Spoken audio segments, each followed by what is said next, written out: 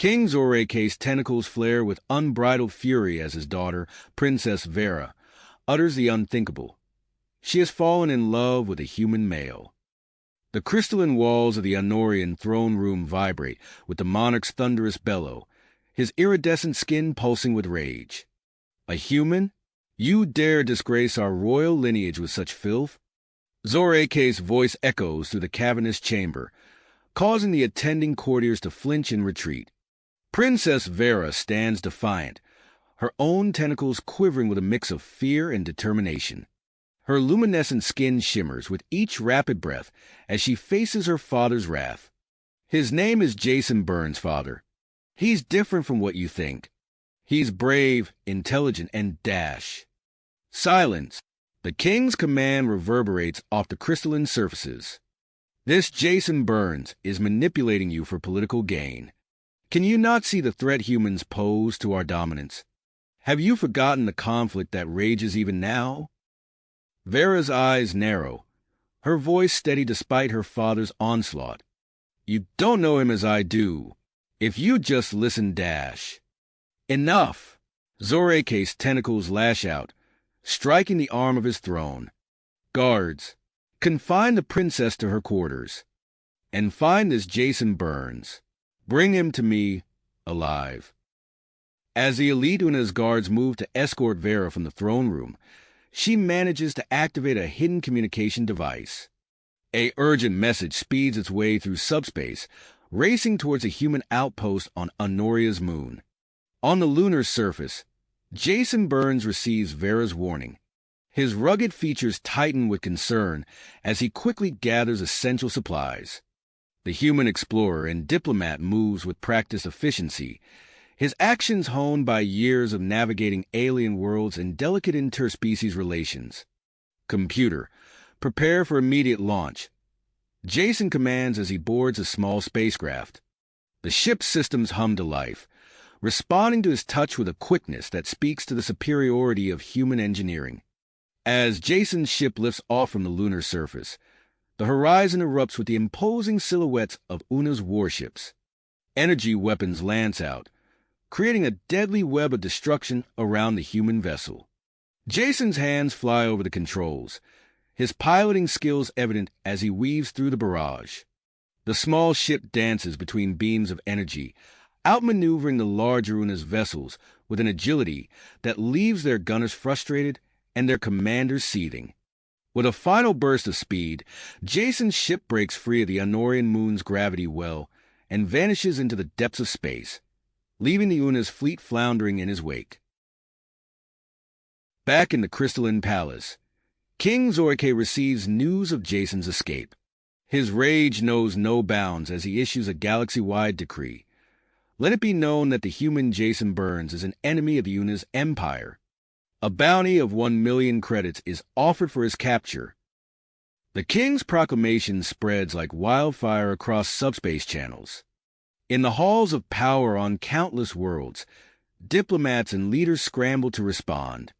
The human government denounces the Una's actions as an act of aggression, while Una's representatives accuse humanity of espionage and seduction of a royal heir. As the news of the forbidden romance between Princess Vera and Jason Burns races across the stars, it ignites fierce debate among the galaxy's sentient species. Some see it as a Romeo and Juliet tale for the cosmic age, a potential bridge between two warring peoples. Others view it as a threat to the established order, a scandal that could upset delicate power balances maintained over centuries. Amid the chaos, Jason Burns pushes his ship to its limits, racing towards an uncertain future. His mind is filled with thoughts of Vera, the improbable love they share, and the realization that their actions have inadvertently pushed two civilizations to the brink of all-out war. Jason's ship streaked through the vast emptiness of space, its engines pushed to their limits. His mind raced as fast as his vessel, processing the events that had led him to this point. The human explorer's fingers danced across the control panel, making minute adjustments to evade detection from Una's patrol ships that seemed to materialize from every corner of the sector. Days passed in a blur of tense silences and near misses.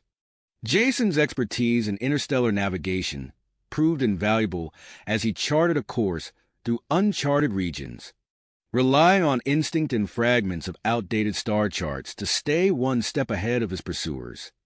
On the 5th day of his flight, a soft chime from the communication console broke the monotony of space travel.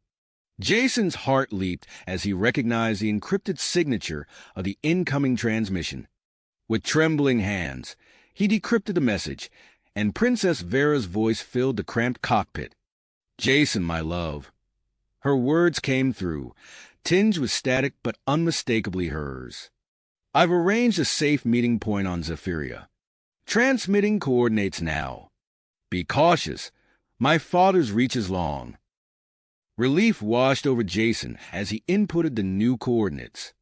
Zephyria, a neutral world known for its stunning bioluminescent forests and progressive stance on interspecies relations, offered a glimmer of hope in their dire situation. As Jason's ship broke through Zephyr's atmosphere, the planet's lush landscape unfolded beneath him. Vast stretches of forest pulsed with an otherworldly glow, creating a mesmerizing tapestry of light and shadow. He guided his vessel to a discreet landing site, hidden from prying eyes by a canopy of luminous foliage. No sooner had Jason's feet touched the soft, mossy ground than a figure emerged from the tree-line. He tensed, hand instinctively moving to his sidearm, but relaxed as he took in the appearance of the newcomer. A petite, blue-skinned being with delicate, gossamer wings approached him with purposeful strides. "I am Kara, handmaiden to Princess Vera," she introduced herself, her voice melodic and soothing. "Please, follow me quickly. We must not linger here." Jason fell and stepped behind Kara as she led him through the forest. The bioluminescent flora cast an ethereal glow on their path, creating an ever-shifting landscape of light and shadow. The air hummed with the gentle buzz of alien insects and the soft rustle of leaves in the breeze. After what seemed like hours of winding through the glowing undergrowth, they arrived at the mouth of a hidden cave system. Kara ushered Jason inside, where the glow of the forest gave way to the soft illumination of artificial lights. And there, in the heart of the cave, stood Princess Vera. Time seemed to stand still as their eyes met. In an instant, Jason crossed the distance between them, enveloping Vera in a tight embrace. Her tentacles wrapped around him, their luminescent skin pulsing in sync with their racing hearts. "Jason," Vera breathed, her voice a mix of relief and urgency. "I feared I'd never see you again." Their reunion was bittersweet, joy tempered by the weight of their circumstances. Vera's expression grew somber as she pulled away, her eyes reflecting the gravity of their situation. "My father has gone mad with rage," she explained, her tentacles twisting anxiously. "He's mobilizing the entire Una's fleet.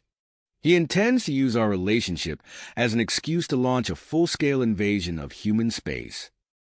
Jason's face hardened at the news. "We can't let that happen. There has to be a way to stop this war before it begins."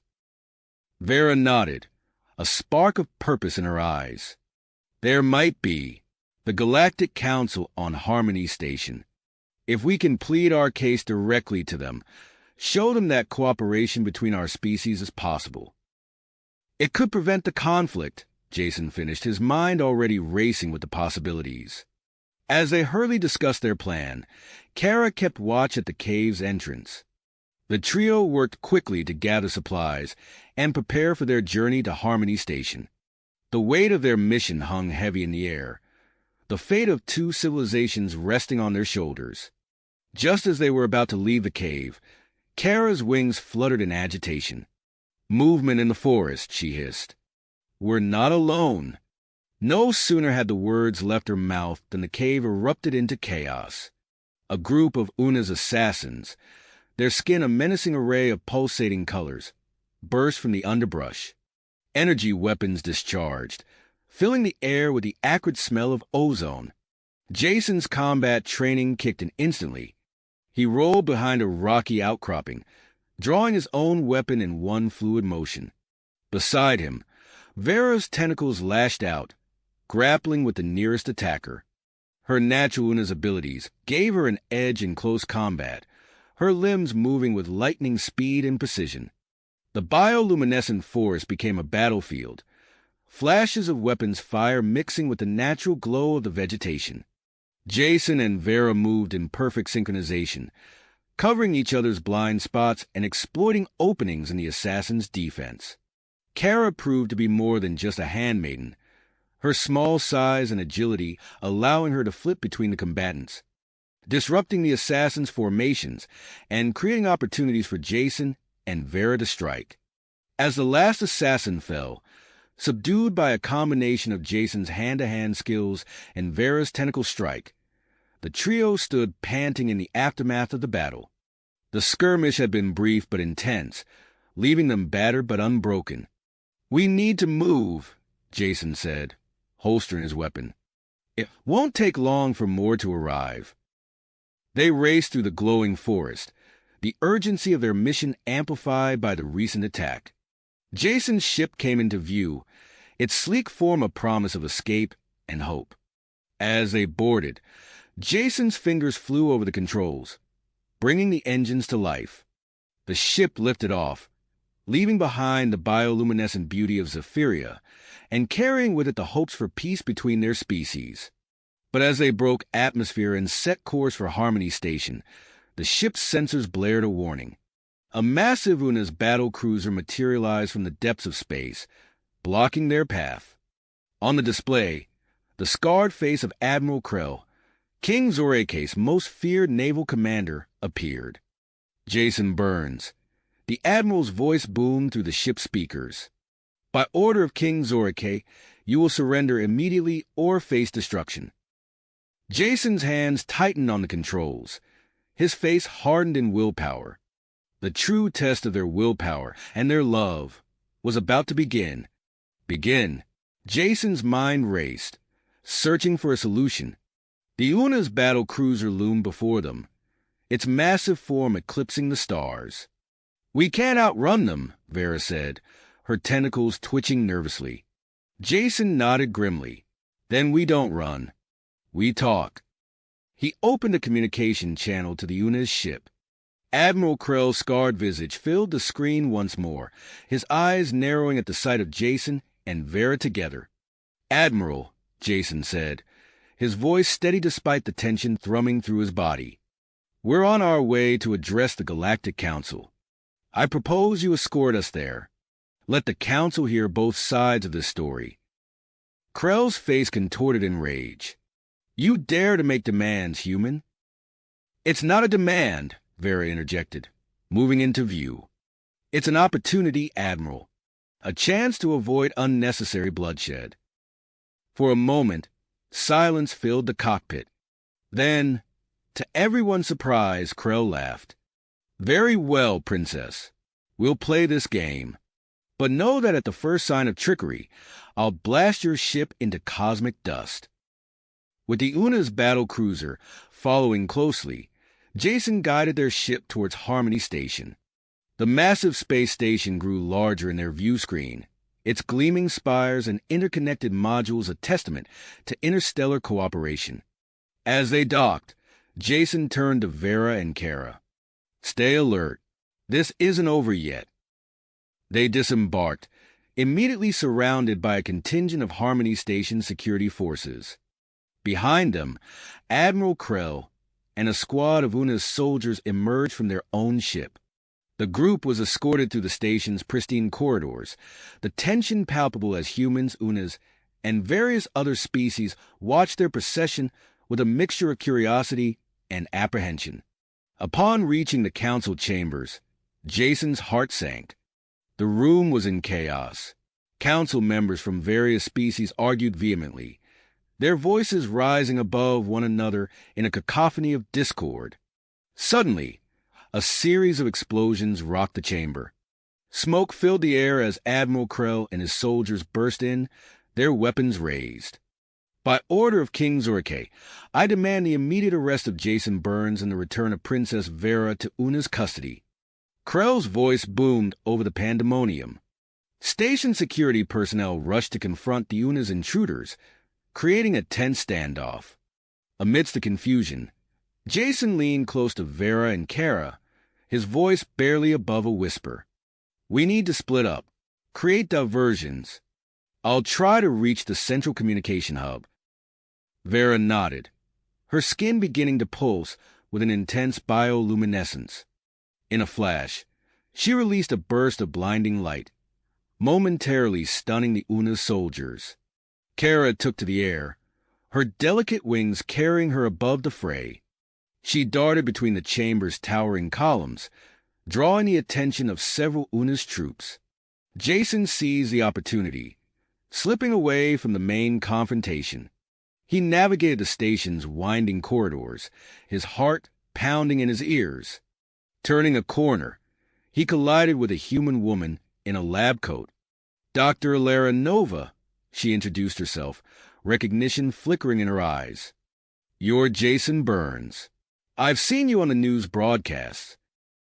"Dr. Nova, I need to reach the central communication hub. It's urgent." The xenobiologist hesitated for only a moment before nodding. "Follow me. I know a shortcut." As they raced through the station, Jason could hear the sounds of conflict echoing from the council chamber.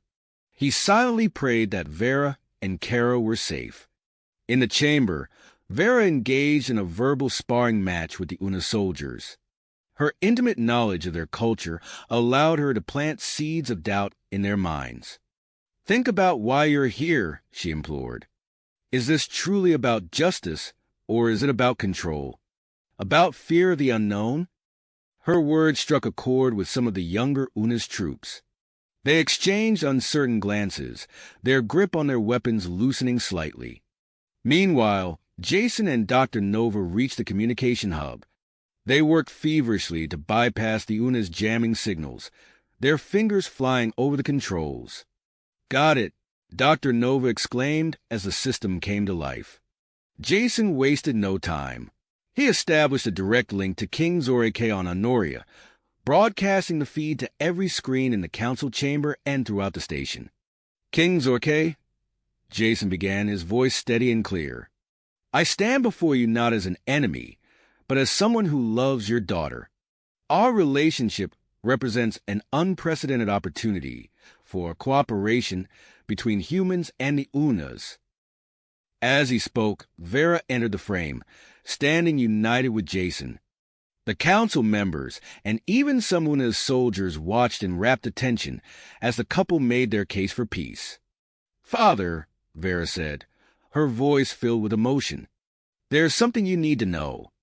I'm carrying Jason's child, a hybrid that proves our species are not so different after all." The revelation sent shockwaves through the assembly. King Zoreke's expression shifted from anger to shock, then to a complex mix of emotions. Admiral Krell, sensing the changing tide, barked an order to his troops. "Seize them, now!" But several Una's soldiers hesitated, moved by Jason and Vera's story. The standoff teetered on a knife's edge. In that moment of uncertainty, the head of the Galactic Council stepped forward. "We call for an immediate ceasefire. This situation demands careful consideration and diplomacy. We propose an emergency summit to address the human-Una's conflict, with King Zoreke, human leaders, and Jason and Vera as representatives."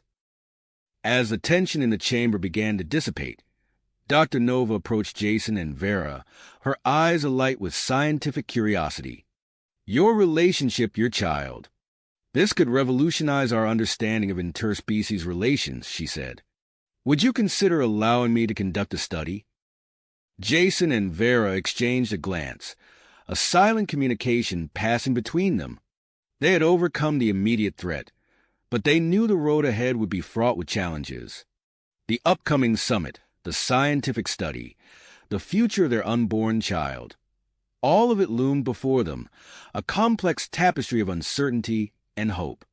As the council chamber buzzed with activity, plans being made for the unprecedented summit, Jason took Vera's hand in his. Whatever came next, they would face it together.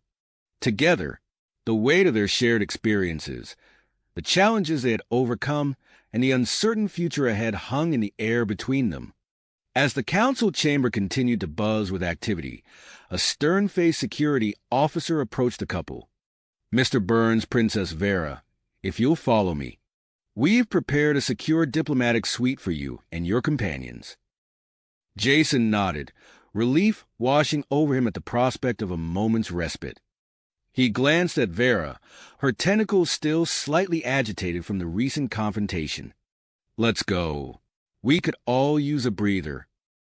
The group, including Kara and Dr. Nova, was escorted through the station's pristine corridors. The diplomatic suite was a stark contrast to the chaos they had left behind, spacious, elegantly furnished, and most importantly secure. As the door slid shut behind them, Jason let out a long exhale. That was intense. Vera's skin pulsed with a soft, calming glow. "We made it through, Jason. We're one step closer to peace." Dr. Nova, her eyes bright with scientific curiosity, approached Vera. "Princess, if you're willing, I'd like to begin some preliminary scans.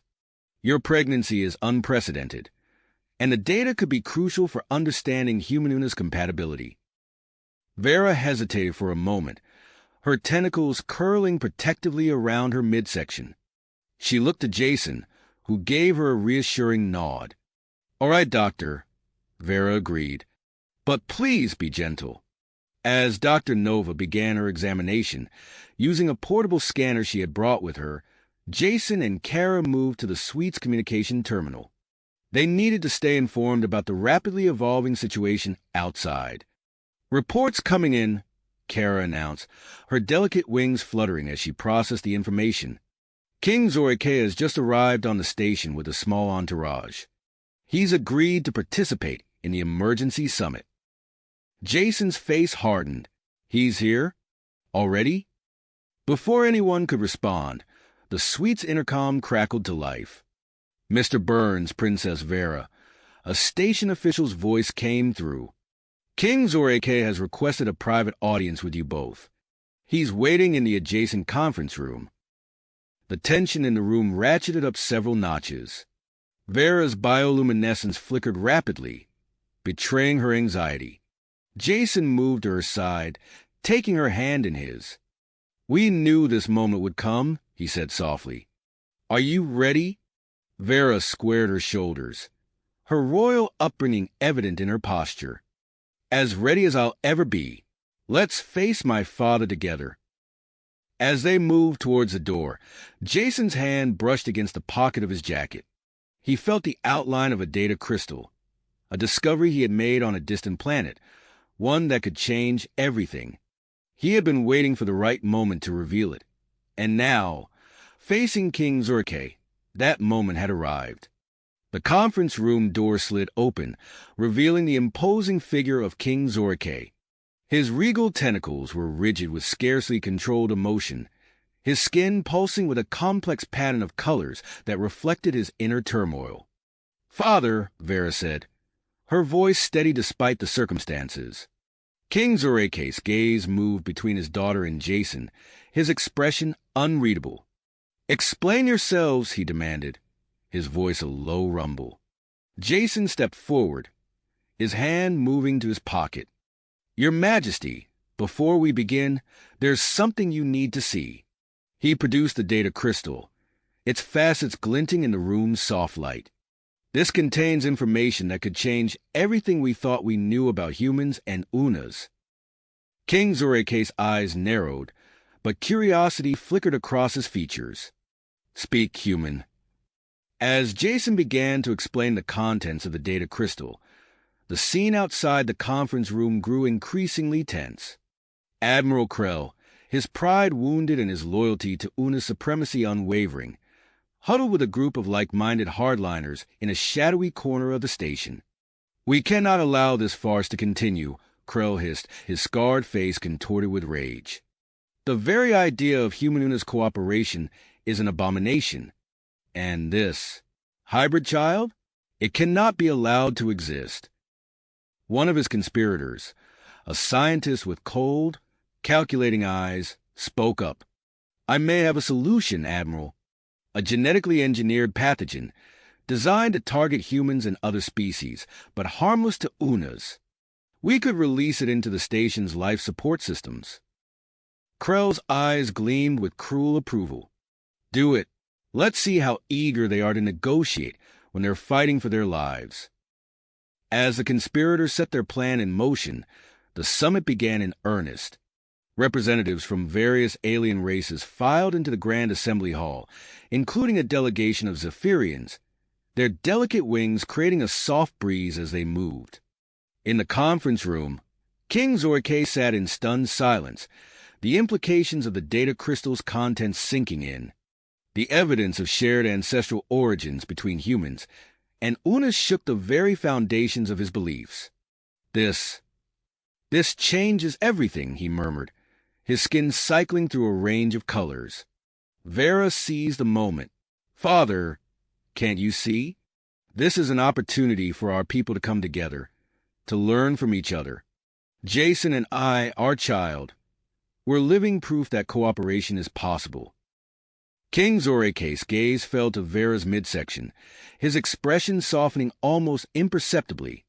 A grandchild, he said, his voice barely above a whisper. I never imagined. The moment was interrupted by an urgent knock at the door. Dr. Nova burst in, her face pale with concern. I'm sorry to intrude, but we have a situation. There are reports of a mysterious illness spreading through the station. Multiple species affected, but no Unas cases so far. Jason's blood ran cold as he realized the implications. He exchanged a glance with Vera, seeing his own fear reflected in her eyes. The summit, their child, the future of human-Unas relations, everything they had fought for was suddenly at risk. As alarms began to sound throughout Harmony Station, the true test of their tenacity was about to begin. The battle for peace had taken an unexpected and deadly turn, and the clock was ticking. Ticking, the station's alarms blared, their urgent wails echoing through the corridors as panic began to spread. Jason's mind raced, processing the implications of Dr. Nova's words. A mysterious illness? And it's not affecting the Unas? He turned to King Zorke, whose expression had hardened into one of unwavering grit. We must act quickly, the Unas king declared, rising to his feet. This summit cannot proceed under these circumstances. As they exited the conference room, they were met by a flurry of activity. Station security personnel rushed past, their faces masked against the potential threat. The air was thick with tension and fear. Dr. Nova led them to her makeshift lab, where Kara was already hunched over a holographic display, her wings twitching nervously as she analyzed data streams. We've isolated the pathogen, Kara announced as they entered. It's unlike anything we've seen before.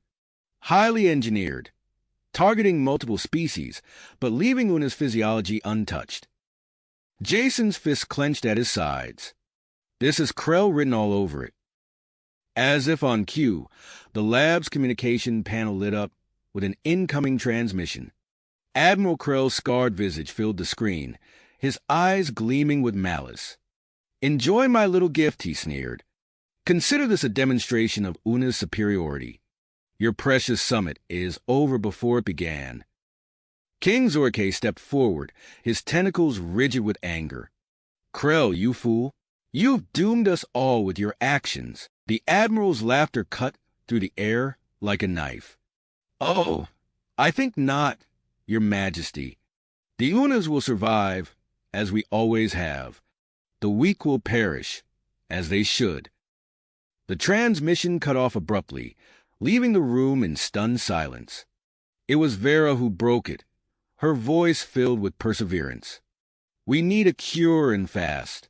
Dr. Nova, Kara, what do you need from us?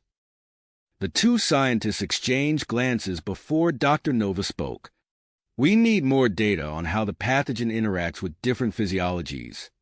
If we could get a sample of your hybrid DNA, Princess Vera, it might provide invaluable insights. Vera nodded without hesitation, but Jason stepped forward protectively. Is it safe? For her and the baby? Dr. Nova's expression softened. We'll take every precaution, I assure you.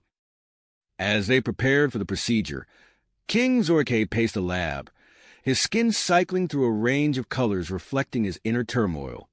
I never thought it would come to this, he muttered. Jason approached the Una's king cautiously. Your Majesty, I know this is difficult, but we need your help. Your knowledge of Una's biology could be crucial in developing a cure.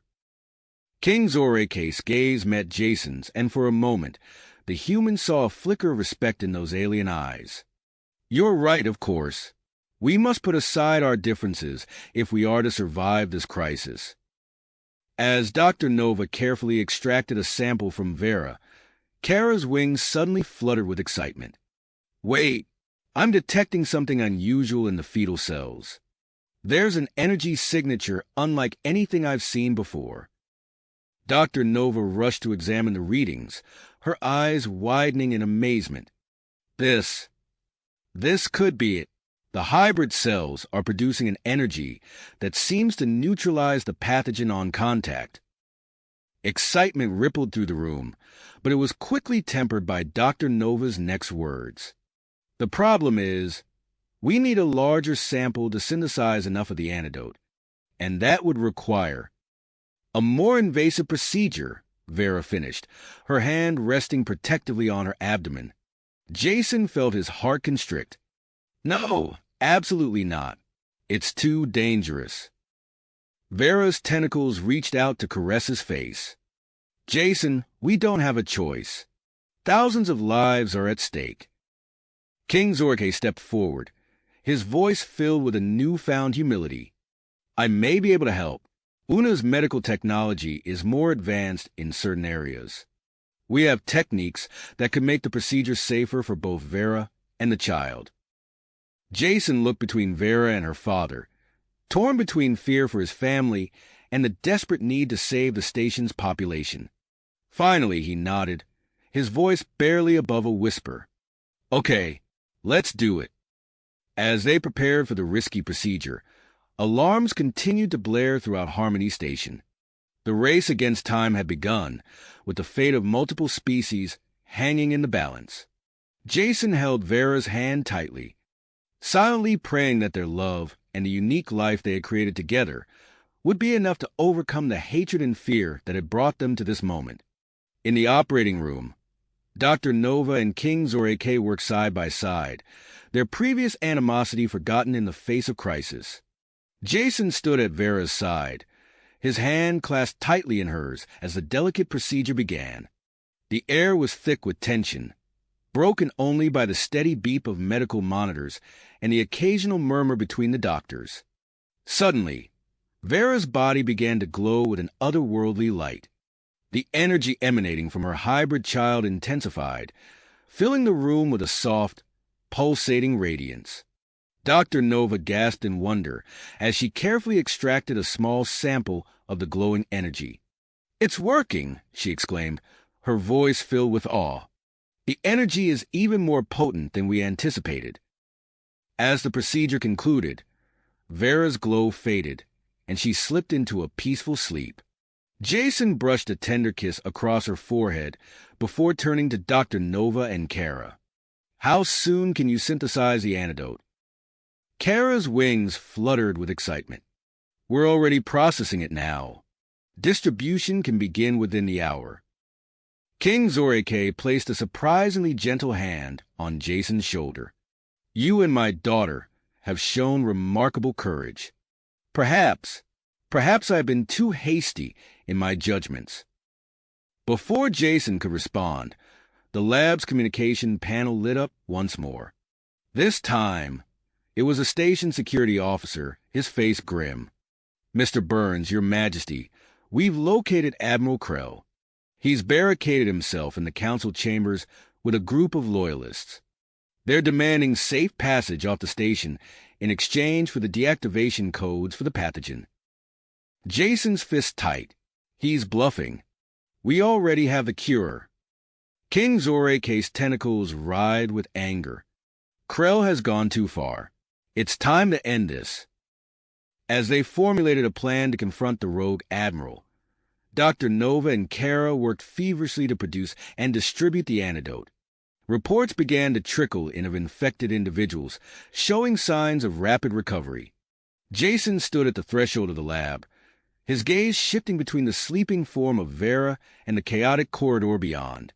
The immediate crisis was passing, but he knew the real challenges, navigating the complex political landscape that their hybrid child had created, were only just beginning. With a deep breath, he stepped out into the corridor, ready to face whatever came next. The fate of human-Una's relations, and perhaps the future of the galaxy itself, now rested on the shoulders of an unborn child, and the unlikely alliance forged in the crucible of crisis. Crisis, the fate of human-Una's relations, and perhaps the future of the galaxy itself, now rested on the shoulders of an unborn child, and the unlikely alliance forged in the crucible of adversity. As the immediate danger from the pathogen subsided, a new challenge emerged. The Galactic Council, recognizing the unprecedented nature of Vera's pregnancy, called for an emergency session to address the situation. King Zoreke, his perspective dramatically shifted by recent events, proposed the creation of a neutral zone for studying the hybrid pregnancy. Jason and Vera found themselves thrust into the center of complex diplomatic negotiations. Representatives from various species crowded into Harmony Station's Grand Assembly Hall, their voices a cacophony of different languages as they debated the proposal. Amidst the chaos, a new figure entered the scene. Ambassador Lyra of the Scythian race glided into the hall, her silver skin shimmering with holographic patterns. The room fell silent as she approached the central podium, her presence commanding attention. "Esteemed colleagues," Lyra began, her voice melodious yet authoritative, "the Scythian Collective offers a solution. We propose the use of our advanced space station orbiting the gas giant Nexus Prime as the neutral zone for this unprecedented research opportunity." Murmurs rippled through the assembly. Jason leaned closer to Vera, whispering, "The Scythians are known for their expertise in genetic engineering. This could be a game changer." Before further discussions could unfold, Dr. Nova burst into the hall, her face etched with concern. "Pardon the interruption, but we have a situation. The fetus's energy signature is intensifying at an alarming rate. It's causing fluctuations in Harmony Station's power grid." The news sent a wave of unease through the gathered diplomats.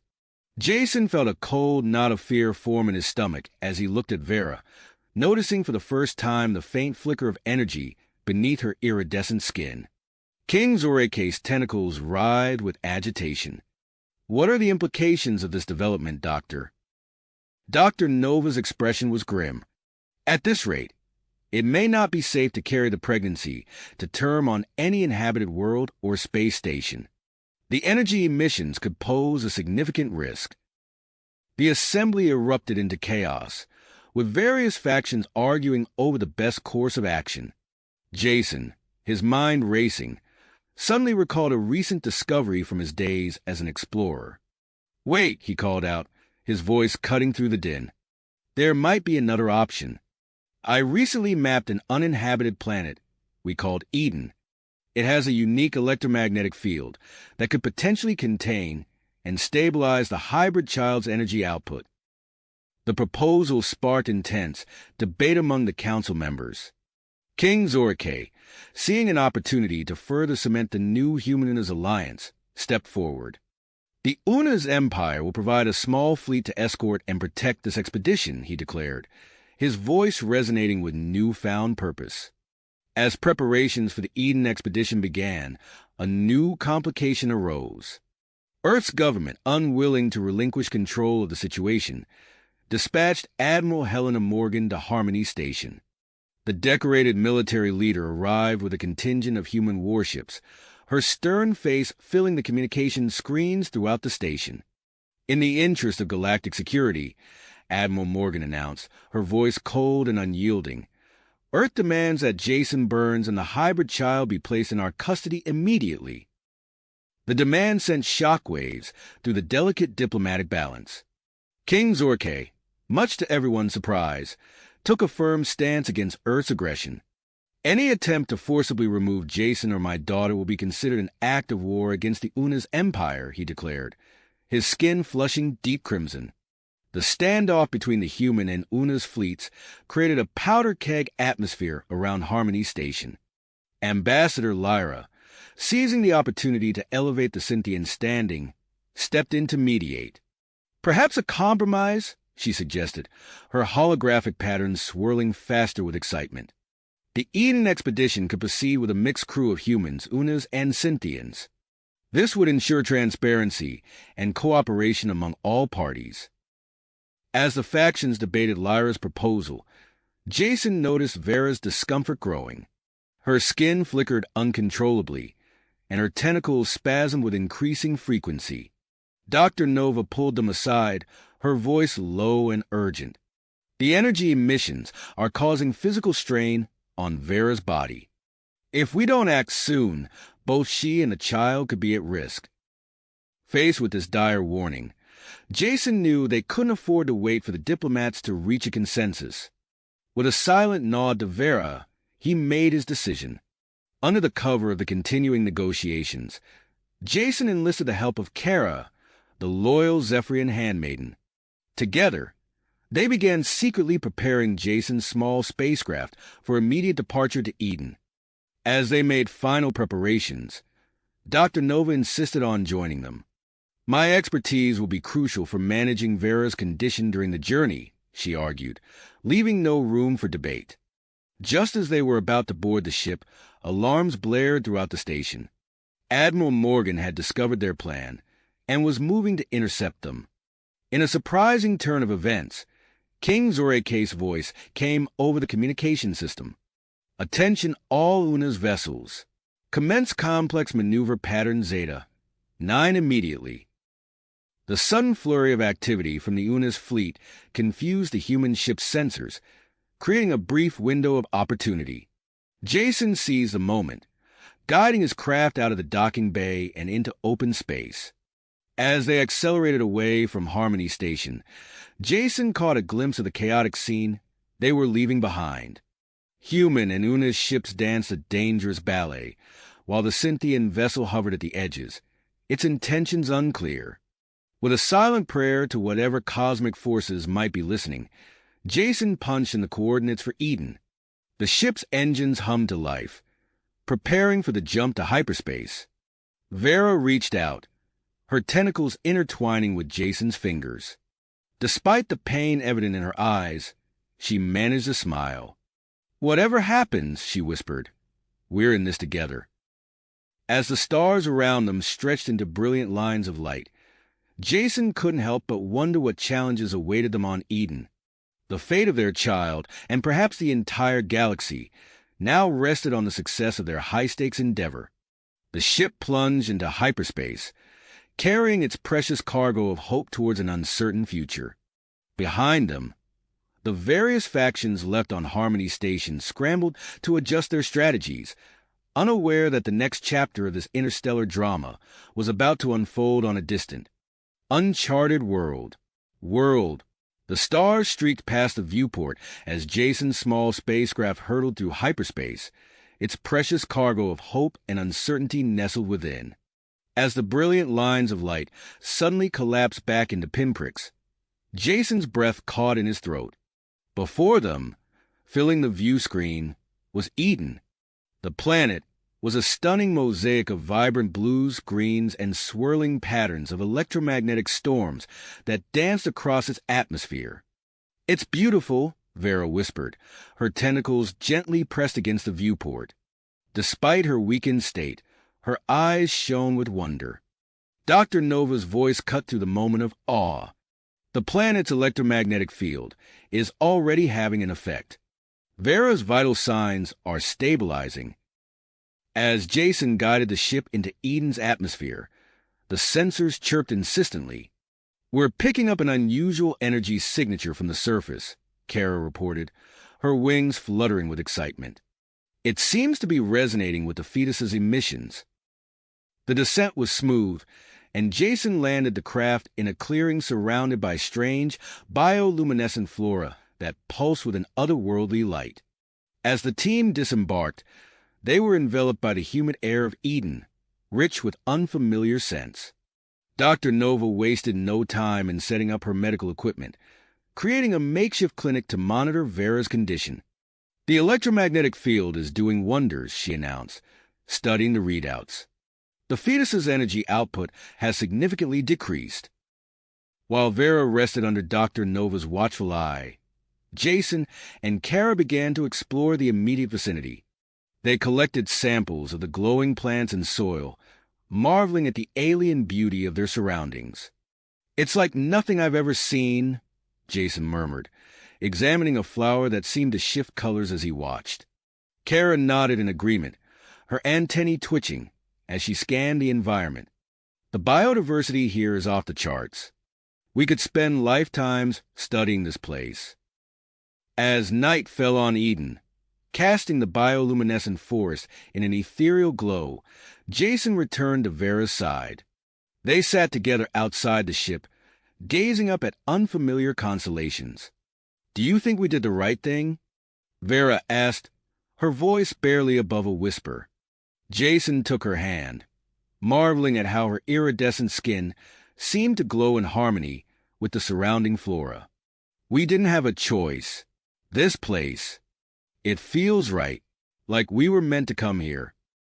Their moment of peace was shattered by Dr. Nova's urgent call. "Jason, Vera, you need to see this." They rushed to the doctor's side, where her equipment was displaying a complex array of energy readings. "I'm detecting primitive life signs approaching our position," she explained, her voice tense with excitement and apprehension. "Hostile?" Jason asked, instinctively moving to shield Vera. Dr. Nova shook her head. "Unknown, but they seem to be drawn to us. Or more specifically, to the energy signature of your child." As if on cue, the undergrowth at the edge of the clearing began to rustle. Jason, Vera, Dr. Nova, and Kara watched with anxious anticipation as a group of strange, amorphous beings emerged from the shadows. Their bodies pulsed with bioluminescence, shifting and flowing like living liquid. "Fascinating," Dr. Nova breathed, her scientific curiosity overriding any fear. "They appear to be some form of energy-based life." The beings, which Jason privately dubbed Edenites, moved closer, their forms rippling with patterns that seemed almost like language. As they approached Vera, her unborn child's energy signature flared in response. To everyone's surprise, Vera let out a gasp of relief. The pain. "It's subsiding," she said, wonder in her voice. Dr. Nova's eyes widened as she studied her instruments. "Incredible. They're harmonizing their energy field with the fetus. It's stabilizing the pregnancy better than anything we could have hoped for." As the team watched in awe, the Edenites began a mesmerizing, rhythmic dance around Vera. Their bodies pulsed and swirled, creating intricate patterns of light that seemed to embrace her. "They want to help," Vera said with certainty, though no words had been spoken. "They understand what's happening to me. To us." Just as the team began to relax into this newfound alliance, a harsh beeping from the ship's communication array shattered the serenity of the moment. Jason rushed to check the incoming transmission, his heart sinking as he deciphered the message. "We've got company incoming," he announced grimly. "Both human and Una's fleets are en route to Eden. They'll be here within hours." The news sent a ripple of tension through the group. Even the Edenites seemed to sense the shift in mood, their luminous bodies dimming slightly. "If they find us, it could mean war," Kara said, her wings drooping with worry. Jason's mind raced, seeking a solution. His gaze fell on Vera, surrounded by the gently pulsing Edenites, then to the swirling electromagnetic storms visible in Eden's sky. An idea began to form, audacious, perhaps impossible, but their only hope. What if we could hide the entire planet? He asked, his voice gaining strength as the plan took shape.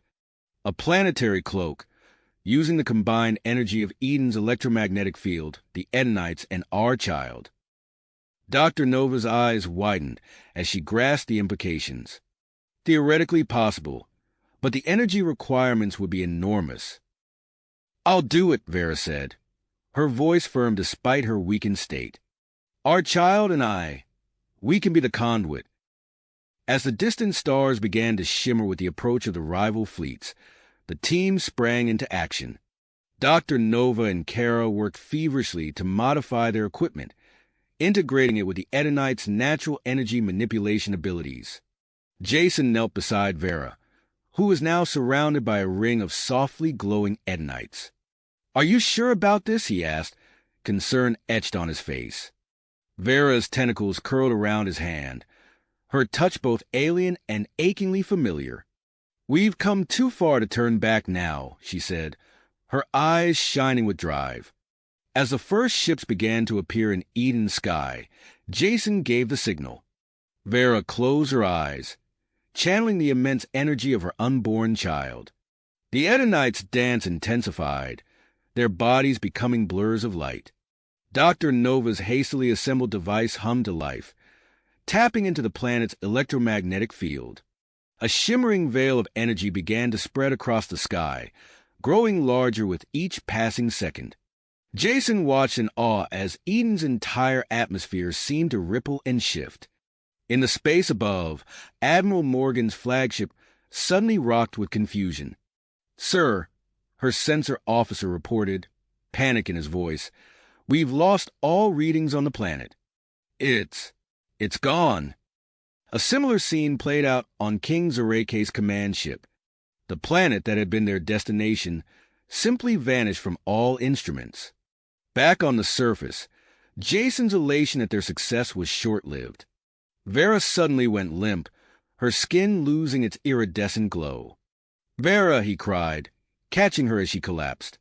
Dr. Nova rushed to their side, her medical scanner whirring. "Her vital signs are critical," she reported, her voice tight with concern. The energy expenditure was too much. As Jason cradled Vera's unconscious form, he felt a surge of movement from her abdomen. The unborn child, disturbed by its mother's distress, was radiating waves of energy that threatened to overwhelm Vera's already taxed system. The Edenites crowded closer, their luminous bodies pulsing with what seemed like concern. Dr. Nova worked frantically to stabilize Vera, while Kara monitored the planetary cloak, ensuring it remained intact. Jason looked from Vera's pale face to the shimmering sky above, where two hostile fleets now searched in vain for a planet that had disappeared before their eyes. He knew that the next few hours would determine not just their fate, but potentially the course of galactic history. With Eden hidden from the universe and Vera fighting for her life, Jason steeled himself for the challenges ahead. Whatever came next, he knew one thing for certain. Their journey was just getting started. Jason's heart raced as he cradled Vera's limp form. Her skin, normally iridescent, had faded to a pale, sickly hue. Dr. Nova's hands moved swiftly, attaching monitors and administering treatments with a mix of human and Una's medical techniques. "Her vital signs are critical," Dr. Nova muttered, her brow furrowed in concentration. The energy expenditure was too much for her system to handle. Kara hovered nearby, her wings twitching nervously as she divided her attention between the medical crisis and the shimmering planetary cloak above. "The shield is holding," she reported. "But for how long?" As if in response to the uncertainty around it, Vera's abdomen pulsed with a surge of energy from the unborn child. Jason felt the hair on his arms stand on end as the air crackled with electromagnetic charge. "We need to stabilize her," Dr. Nova said urgently. "The fetus's energy output is overwhelming her body's natural defenses." The Edenites, sensing the gravity of the situation, drew closer. Their luminous bodies pulsed in a rhythmic pattern, and Jason watched in amazement as tendrils of soft light extended from their amorphous forms, gently enveloping Vera. Dr. Nova's eyes widened as she checked her instruments. Incredible, she breathed. They are helping to regulate the energy flow. Vera's vitals are starting to stabilize.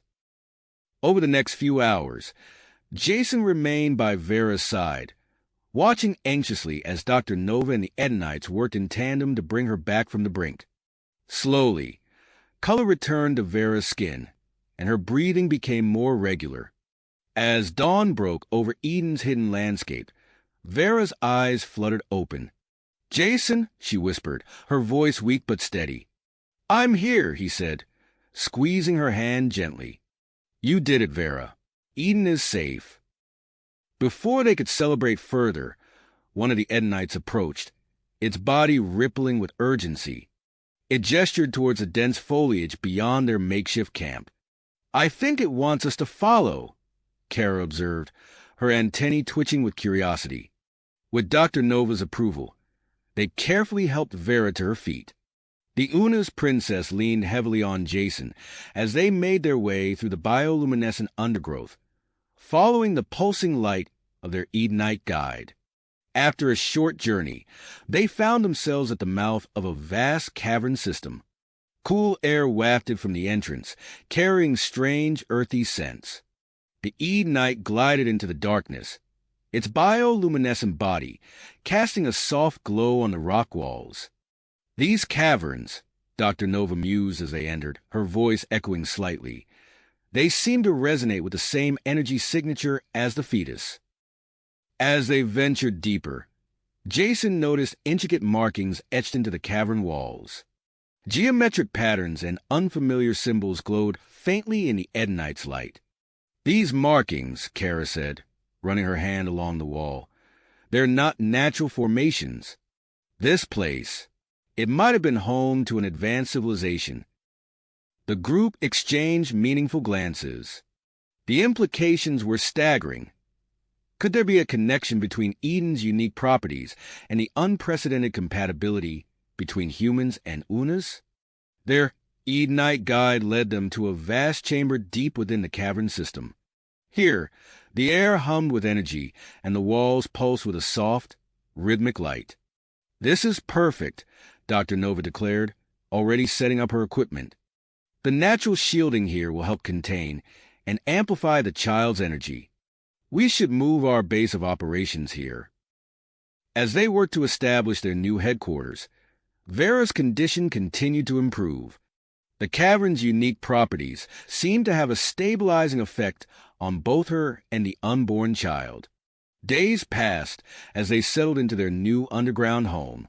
Jason and Vera spent hours exploring the twisting passages, marveling at the bioluminescent flora and fauna that thrived in this hidden ecosystem. During one of these expeditions, they stumbled upon a chamber that took their breath away.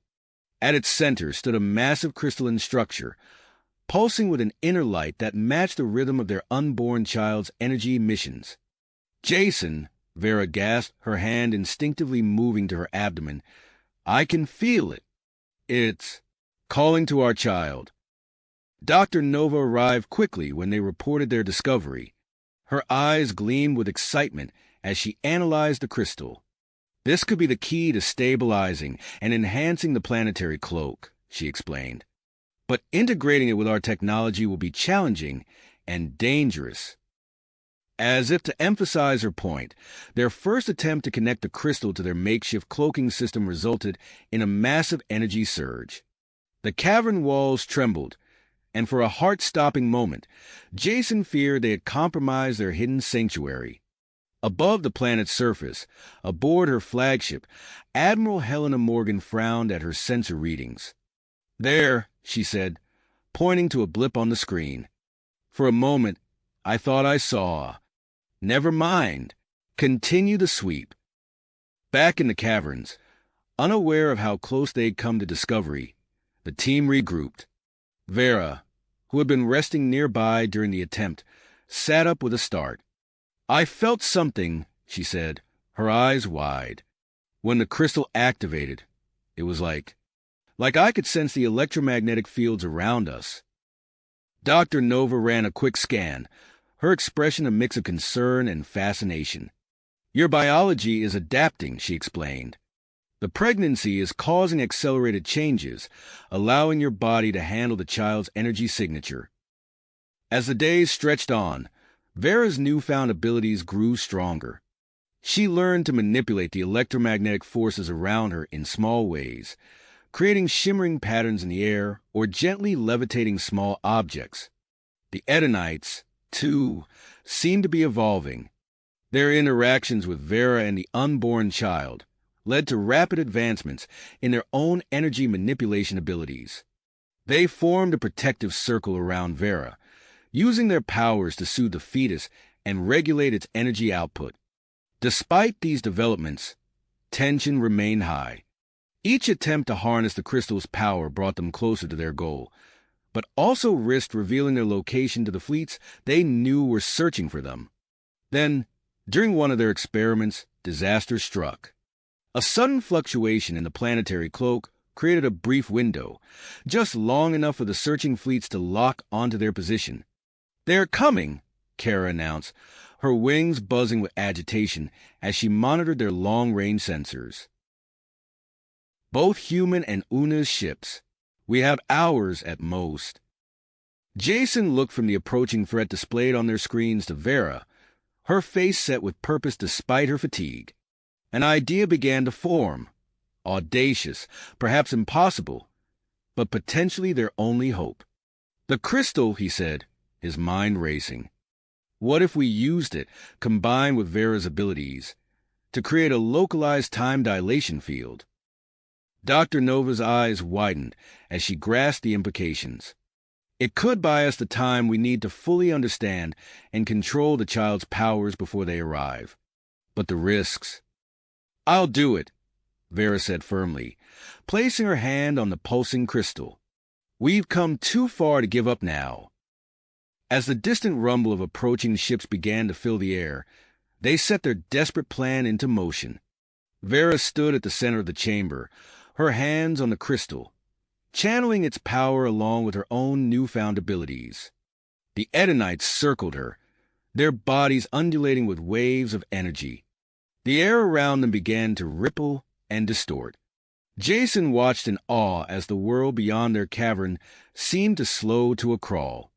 They had done it, created a bubble of accelerated time that would give them the precious opportunity they needed. But as the time dilation field stabilized, Vera suddenly doubled over, gasping in pain.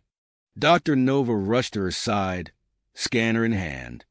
"The field," she said, her voice tight with concern. "It's affecting the pregnancy.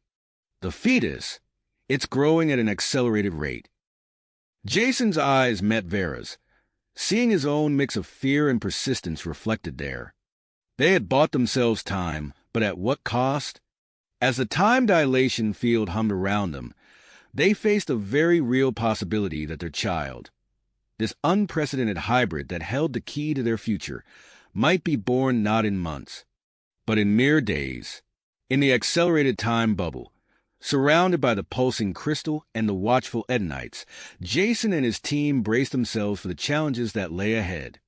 The race was on, to understand their child's powers, to protect Eden, and to prepare for a confrontation that would shape the future of multiple species. And they had to do it all before their child made its premature entrance into this hidden, perilous world. The time dilation field hummed with energy, distorting the passage of time within the cavern. What felt like mere days to Jason and his team stretched into weeks as Vera's pregnancy advanced at an alarming rate. Dr. Nova's brow furrowed as she studied the readings on her scanner. "The fetus is developing at an unprecedented speed," she reported, her voice tinged with a mix of awe and concern. "At this rate, we're looking at full-term development within a matter of days." Jason's heart raced as he processed the implications. He glanced at Vera, her abdomen now visibly swollen, her skin glowing with an otherworldly light. The Edenites hovered nearby, their luminous bodies pulsating in sync with the energy emanating from Vera and the crystal. "We need to prepare," Jason said, springing into action. He began to gather materials from their ship and the surrounding cave system, constructing a makeshift birthing area. The Edenites, sensing the approaching event, gathered around, their bioluminescent forms creating a protective circle. As Jason worked, he could hear Dr. Nova and Kara's urgent whispers as they monitored the time dilation field. The cavern walls trembled intermittently, small fissures appearing in the rock face. "The field is becoming unstable," Kara reported, her wings buzzing with agitation. "Each fluctuation risks revealing our location." Outside the time bubble, mere minutes passed as the human and Una's fleets began their descent towards Eden's surface. Admiral Helena Morgan's face was set in fierce dedication as she led the human forces, unaware that her few moments of approach translated to weeks within the hidden cavern. Inside, Vera's labor began with sudden intensity. The crystal structure resonated violently, its energy amplifying with each of Vera's contractions. The entire cavern system shook, dust and small rocks raining down from the ceiling. "Jason," Vera called out, her voice strained. He rushed to her side, taking her hand as Dr. Nova positioned herself to assist with the birth. The Edenites' light pulsed rapidly, their forms undulating in response to the waves of energy coursing through the chamber. As Vera pushed, the air crackled with electromagnetic charge, causing the hair on Jason's arms to stand on end. With a final, powerful contraction, Vera gave birth to their child. The infant's first cry sent a shockwave through the cavern, momentarily disrupting the time dilation field. Jason caught a glimpse of the outside world through the flickering barrier, ships descending, weapons primed. But his attention was quickly drawn back to the newborn in Dr. Nova's arms. The child was unlike anything he had ever seen, a perfect blend of human and Una's features, its skin shimmering with an iridescent glow. As Dr. Nova placed the infant in his arms, the baby's eyes opened, revealing irises that swirled with patterns reminiscent of Eden's electromagnetic storms. "Incredible," Dr. Nova breathed, running her scanner over the child. "The infant's energy signature is off the charts. It's interfacing directly with Eden's natural phenomena." The Edenites reacted to the birth with a collective surge of bioluminescence, their bodies synchronizing with the child's energy pulses. The crystal structure in the chamber pulsed in harmony, sending waves of energy rippling through the cavern. Outside, both human and Una's fleets detected the massive energy surge. Their systems temporarily disoriented. They were forced to halt their descent, buying Jason's team precious moments. Jason looked from his newborn child to Vera, who lay exhausted on the makeshift bed. The accelerated pregnancy and energy channeling had taken their toll. Her skin was pale, her breathing labored. "We need to stabilize her," Dr. Nova said urgently, moving to Vera's side with her medical equipment. As Jason cradled his child, his mind raced with the implications of what had just occurred. The infant in his arms might hold the key to their survival, to bridging the gap between humans and Unas, and to unlocking the secrets of Eden itself. "Jason," Kara called, her antennae twitching nervously. "The fleets have regrouped. They're beginning their approach again." He looked at the crystal structure, then at his child, whose eyes seemed to pulse with the same energy. An idea formed in his mind, risky, perhaps impossible, but potentially their only hope. "What if we use the child's abilities?" he suggested, his voice tight with a mix of fear and dedication. "Combined with the crystal, we might be able to create a controlled energy pulse. Expand the planetary cloak, push back the fleets." Dr. Nova's eyes widened as she grasped the implications. "It could work," she said slowly, "but the risk to the child." Jason looked down at the infant in his arms, feeling the weight of the decision. The fate of not just their family, but potentially the entire galaxy, rested on what they did next. "We have to try," he said firmly. As they began preparations for the risky maneuver, Jason stood at the center of the crystal chamber, his newborn child cradled against his chest. The Edenites formed a circle around them, their luminous bodies pulsing with anticipation. Dr. Nova initiated the energy pulse sequence, and the cavern filled with a brilliant, swirling light. The hybrid child, responding to the energy around them, began to glow with an intensity that matched the crystal structure. As the pulse built to a crescendo, Jason closed his eyes, holding his child close. The air crackled with potential, the very fabric of space seeming to bend around them. In this moment, suspended between heartbeats, the future of multiple species hung in the balance. The pulse reached its peak, and Jason felt a surge of energy unlike anything he had ever experienced. The cavern disappeared in a blinding flash of light, and for a split second he could sense the vastness of space, the approaching fleets, the hidden wonders of Eden, all connected in a web of shimmering energy. As the light began to fade, Jason opened his eyes, unsure of what he would find. The fate of their audacious attempt and the response of the approaching forces remained to be seen. The fate of their audacious attempt and the response of the approaching forces remained to be determined. As the light faded, Jason blinked rapidly, his eyes adjusting to the dimmer surroundings. The cavern erupted in a dazzling display of energy, far beyond anything they had anticipated. The newborn child in his arms began to glow with an intensity that matched the crystal structure, its tiny body pulsating with power. A harmonic resonance built between the infant and the crystal, amplifying the energy pulse to extraordinary levels. Jason felt a surge of both awe and trepidation as the pulse expanded rapidly, engulfing not just the cavern but the entire planet of Eden in a brilliant sphere of energy. Through the dissipating light, Jason caught glimpses of the approaching fleets on their monitors. The ships suddenly lost power, drifting aimlessly in Eden's upper atmosphere. Their systems, overwhelmed by the unexpected energy surge, flickered and died. "It worked!" Kara exclaimed, her antennae twitching with excitement as she monitored the situation. "The fleets are completely immobilized." Dr. Nova rushed to Jason's side, her scanner hovering over the glowing infant. "Incredible," she breathed, studying the readings. "The energy expenditure hasn't harmed the child at all. In fact, it seems to be thriving." Jason looked down at his child, marveling at the soft, pulsating glow emanating from its skin. The baby's eyes, swirling with patterns reminiscent of Eden's electromagnetic storms, gazed up at him with an awareness that seemed far beyond its few hours of life.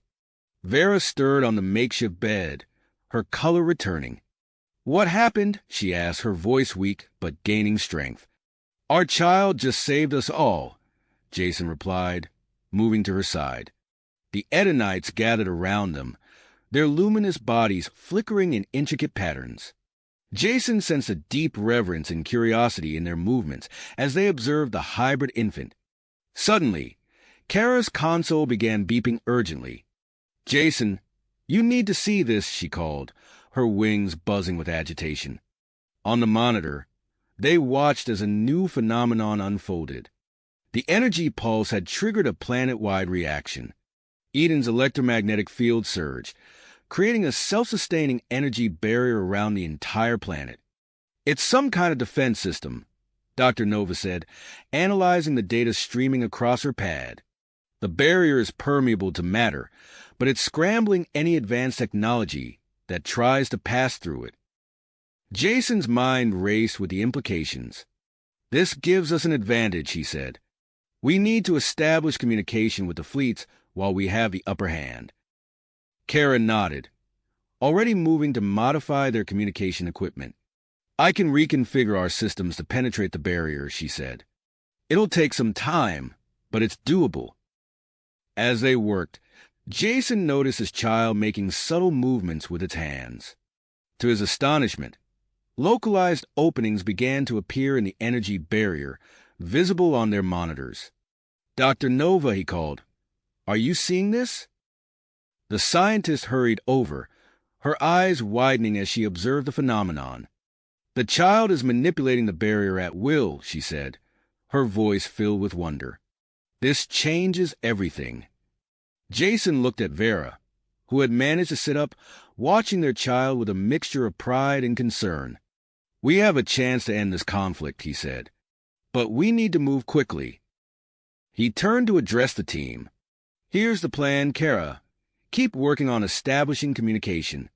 Dr. Nova, I need you to prepare a comprehensive report on our child's abilities and the implications for both human and Una's biology. Vera, rest and regain your strength.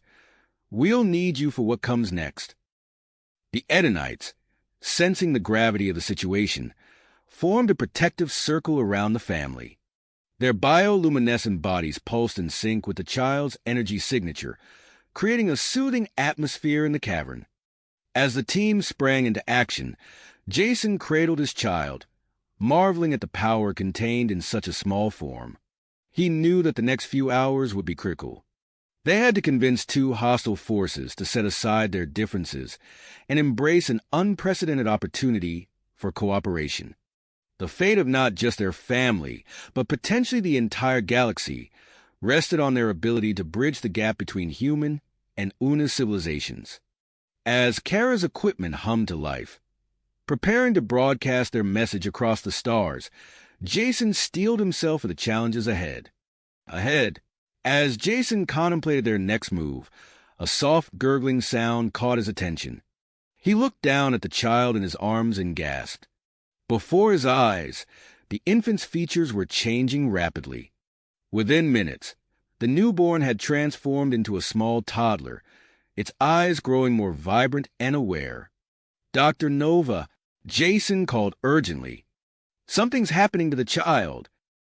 Dr. Nova rushed over, her scanner whirring as she examined the rapidly growing infant. "Incredible," she breathed. "The hybrid physiology is accelerating the child's development at an unprecedented rate."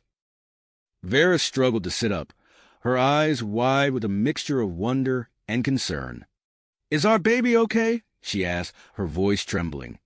Dr. Nova nodded, though her brow furrowed in concentration. "Physically, yes.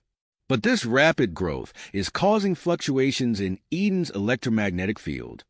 We need to stabilize the child's development before it destabilizes the entire planetary defense system." As if on cue, the cavern trembled, small rocks cascading from the ceiling. The Edenites pulsed with agitation, their bioluminescent forms flickering erratically. "We need to act fast," Jason said, cradling the now toddler close to his chest. "Kara, how's our communication status?" Kara's antennae twitched as she worked furiously at her console. "Almost there," she replied. "I've managed to reconfigure our systems to penetrate the barrier. We should be able to establish contact with both fleets in a matter of minutes." Jason nodded, his mind racing. "Good. We need to arrange a meeting with Admiral Morgan and King Zoreke. It's time to end this conflict." As Kara finalized the communications setup, Jason and Vera huddled with Dr. Nova, discussing options for stabilizing their rapidly growing child. "We could create a containment field," Vera suggested, her Una's heritage providing insight into energy manipulation techniques. "If we combine Una's technology with the Edenite's natural abilities, we might be able to regulate the child's growth and energy output." Dr. Nova's eyes lit up. "That could work. It won't be a permanent solution, but it should buy us enough time to meet with the fleet leaders." With no time to lose, they set to work. The Edenites, sensing the urgency, gathered around the family, their luminous bodies pulsing in sync. As Jason and Vera worked to create the containment field, the child, whom they decided to name Nova in honor of Dr. Alara Nova, watched with keen interest, its eyes swirling with the patterns of Eden storms. Just as they activated the containment field, Kara's console beeped. "We have contact," she announced. "Both Admiral Morgan and King Zoreke are responding to our hails." Jason took a deep breath, steeling himself for the diplomatic challenge ahead.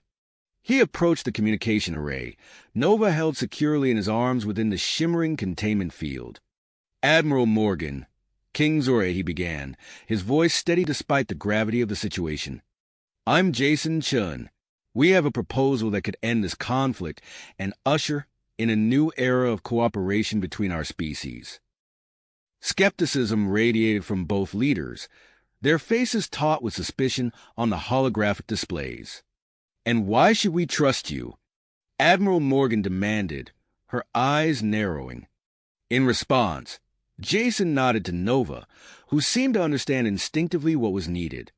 The child raised a small hand, and a section of the energy barrier surrounding Eden briefly flickered and disappeared. Both leaders' eyes widened as their instruments suddenly received clear readings from the planet's surface. "Impossible," King Zorke muttered, his scale brow furrowing. "We have the means to control Eden's defenses," Jason explained. "We're proposing a meeting on the planet's surface to discuss a peaceful resolution. Will you agree to these terms?" After a tense moment of silence, both leaders reluctantly agreed. As Jason ended the transmission, a new alert sounded from Kara's console. "Jason," she called, her wings buzzing with agitation. "We have an unidentified ship approaching. It's somehow penetrated the weakened section of the barrier." Before they could react, a sleek vessel unlike any they had seen before touched down just outside the cavern entrance. The ship's hull seemed to shimmer and shift, adapting to its surroundings. A tall, slender figure emerged from the ship, its skin a pale blue and its eyes a deep, swirling purple. "Greetings," the being said, its voice melodious and calming. "I am Ambassador Lyra of the Scythian Collective. We've been observing your situation and believe we can offer assistance." Jason and his team exchanged wary glances.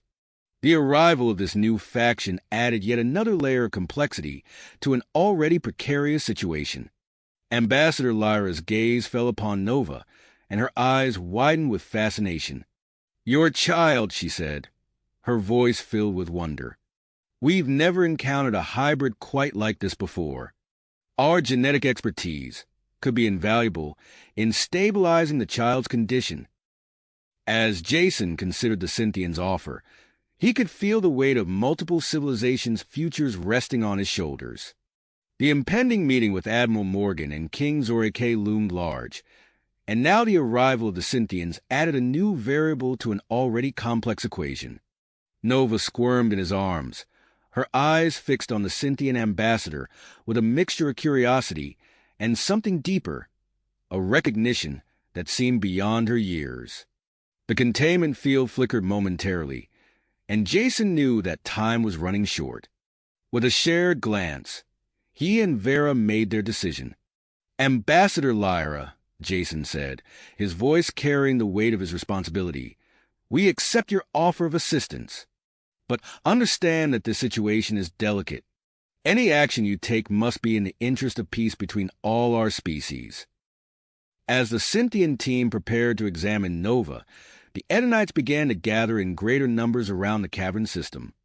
Their collective energy seemed to resonate with Nova, creating a harmonious hum that permeated the air.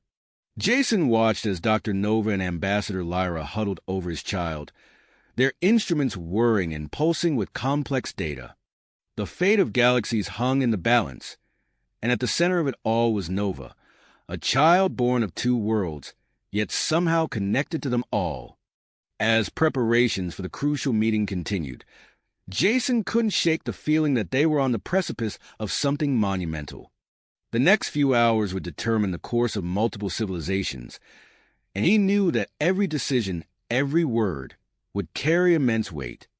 With a deep breath, he turned to face his team, ready to brief them on the upcoming negotiations.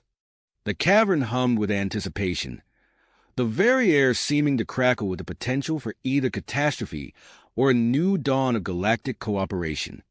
As Jason prepared to brief his team on the upcoming negotiations, a flurry of activity erupted outside the cavern.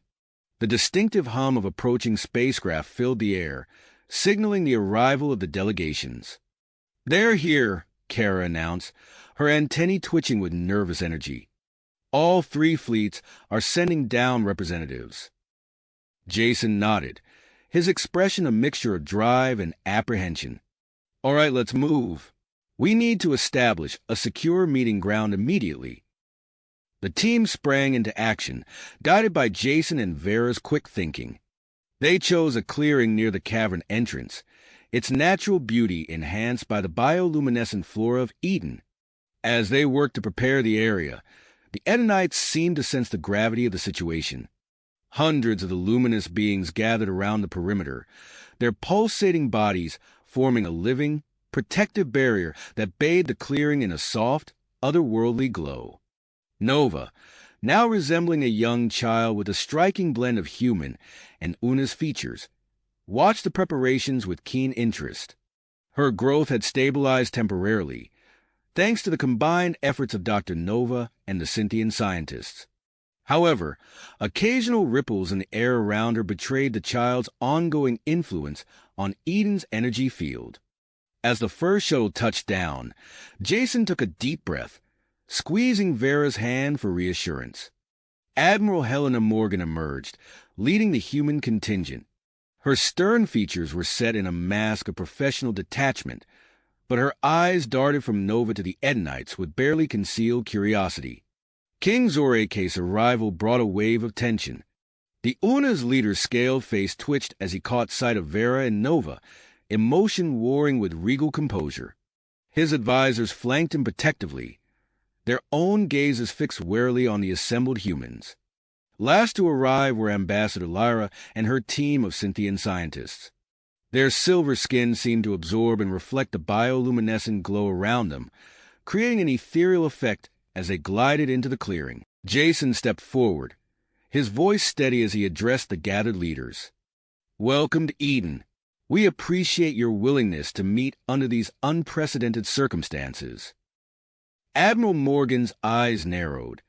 "Let's cut to the chase, Mr. Chun. You claim to have control over this planet's defenses. We need proof before these talks can proceed." Jason nodded, turning to Nova. "It's time, little one. Show them what you can do." Nova stepped forward, her small face scrunched in concentration. She raised her hands, and the air around her began to shimmer. A miniature version of Eden's energy field materialized in the clearing, its swirling patterns mesmerizing the onlookers. King Zorake's composure cracked, his voice a mix of awe and concern. "By the ancient stars, what is this child capable of?" As the leaders grappled with the implications of Nova's display, the Edenites began to react. Their bioluminescent patterns shifted, synchronizing with Nova's energy field. Complex, swirling designs filled the air, creating a breathtaking light show that drew gasps from even the most stoic members of the delegations.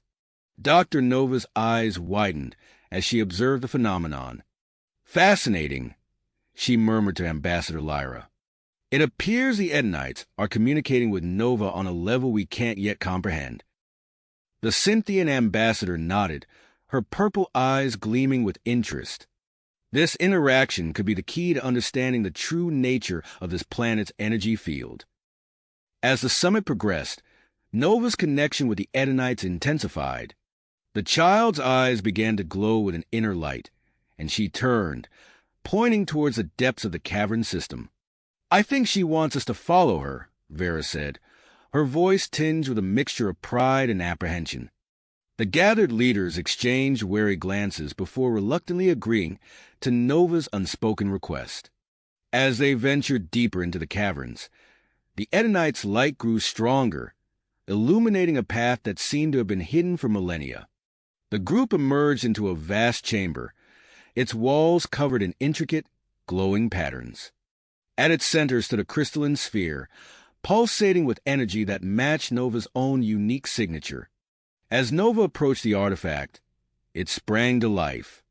A holographic star map filled the chamber, revealing a network of planets with energy signatures similar to Eden's. The implications were staggering, a vast, interconnected system spanning the galaxy, created by an ancient civilization of unimaginable power. Admiral Morgan's voice broke the stunned silence. This changes everything." Before anyone could respond, the artifact's activation triggered a massive surge in Eden's electromagnetic field. The cavern shook, and alarms blared from the equipment carried by each delegation. "The planetary defense system is destabilizing," Kara shouted over the din. "If we don't act fast, we'll all be trapped here, or worse." Jason turned to Nova, seeing the willpower in his child's eyes. "Can you stabilize it?" Nova nodded, stepping towards the artifact. As she began to channel its energy, the assembled leaders watched in astonishment as the child's form shimmered and grew, rapidly aging into adolescence before their eyes. The strain on Nova's face was evident as she struggled to control the surging energies. Jason and Vera moved to support their child, but it was clear that even Nova's incredible abilities weren't enough to handle the crisis alone. Admiral Morgan stepped forward, her earlier skepticism replaced by purpose. "Our ships have advanced shielding technology. We can use it to help stabilize the field." King Zorike nodded, setting aside his reservations. "The Unas have extensive experience in energy regulation. We will lend our expertise." Ambassador Lyra's voice rang out, clear and determined. "The Scythian Collective offers our adaptive algorithms. Together, we may yet prevent catastrophe." As the four species worked in a frantic, unified effort to stabilize Eden's defenses, Jason couldn't help but marvel at the sudden cooperation. The crisis had forced them to set aside their differences, if only temporarily. Nova stood at the center of it all, her adolescent form channeling immense energies as she coordinated the combined efforts of humans, Unas, Scythians, and Edenites. The air crackled with power, and for a moment, it seemed as though the entire planet held its breath. Then, gradually, the violent fluctuations in the energy field began to subside. The alarms fell silent, and the oppressive pressure in the air lifted. Eden's defenses stabilized, but at a cost. Nova collapsed, her body finally succumbing to the strain. As Jason and Vera rushed to their child's side, the leaders of the gathered species looked on, their expressions a mix of concern, awe, and dawning realization of the challenges that lay ahead. The immediate crisis had passed, but the revelation of the galactic network and Nova's incredible abilities had irrevocably changed the political landscape. As Nova stirred weakly in her parents' arms, Jason knew that the real test was just beginning. The path forward was fraught with both promise and peril, and the choices they made in the coming hours would shape the fate of not just Eden, but potentially the entire galaxy. The chamber fell into an uneasy silence as Nova's eyes fluttered open. Her gaze, now filled with an otherworldly wisdom, swept across the assembled leaders. Jason and Vera helped their daughter to her feet, marveling at the physical changes that had transformed their child into a young woman in a matter of minutes. Admiral Morgan was the first to break the silence. "We need to discuss what just happened here," she said, her voice tight with scarcely controlled urgency. "And more importantly, what it means for all of us moving forward." King Zorike nodded, his scales shifting as he turned to face Jason and Vera. "Your child's abilities are unprecedented. We must ensure her safety and understand the full extent of her connection to this planet and its defenses." As the leaders began to debate, Nova's attention drifted to the pulsating artifact. Her eyes unfocused, and she swayed slightly. Jason steadied her, concern etched on his face. "Nova, what is it?" "I can see them," she whispered, her voice carrying an echo of something ancient and powerful. "Other worlds, connected like a web across the stars. And a warning." Ambassador Lyra glided forward, her silver skin reflecting the glow of the artifact. "A warning? Can you elaborate, child?" Nova's brow furrowed in concentration. "It's not clear, but there's a sense of urgency, a countdown of sorts. Something has been set in motion." The chamber erupted into a flurry of activity as each delegation huddled to discuss this new development. Dr. Nova and the Cynthian scientists immediately began running scans on both Nova and the artifact, their instruments humming with activity. Jason pulled Vera aside, his voice low. "We need to make sure Nova's protected. You saw how quickly things escalated when her abilities manifested. Every faction here will want to use her for their own ends." Vera nodded, her eyes never leaving their daughter. "Agreed. But how do we manage that when we're at the center of a potential interstellar crisis?" Their conversation was interrupted by Admiral Morgan's authoritative voice.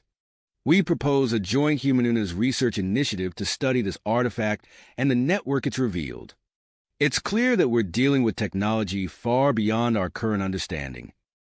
King Zorike's tail lashed in agitation. And who would have custody of the child during this research? The Unas have a claim to her protection, given her heritage. The Admiral's eyes narrowed. Nova is as much human as she is Una's. Earth has an equal claim to her guardianship. As tensions rose between the human and Una's delegations, Ambassador Lyra stepped forward, her melodious voice cutting through the argument. "If I may offer a compromise? The Cynthian Collective has extensive experience in creating controlled research environments. We could host Nova and her family on a specially designed station in orbit around Eden. This would allow for continued study of the planet, while providing a secure setting for Nova's development." Jason and Vera exchanged glances, considering the proposal. Before they could respond, Nova gasped, her eyes widening.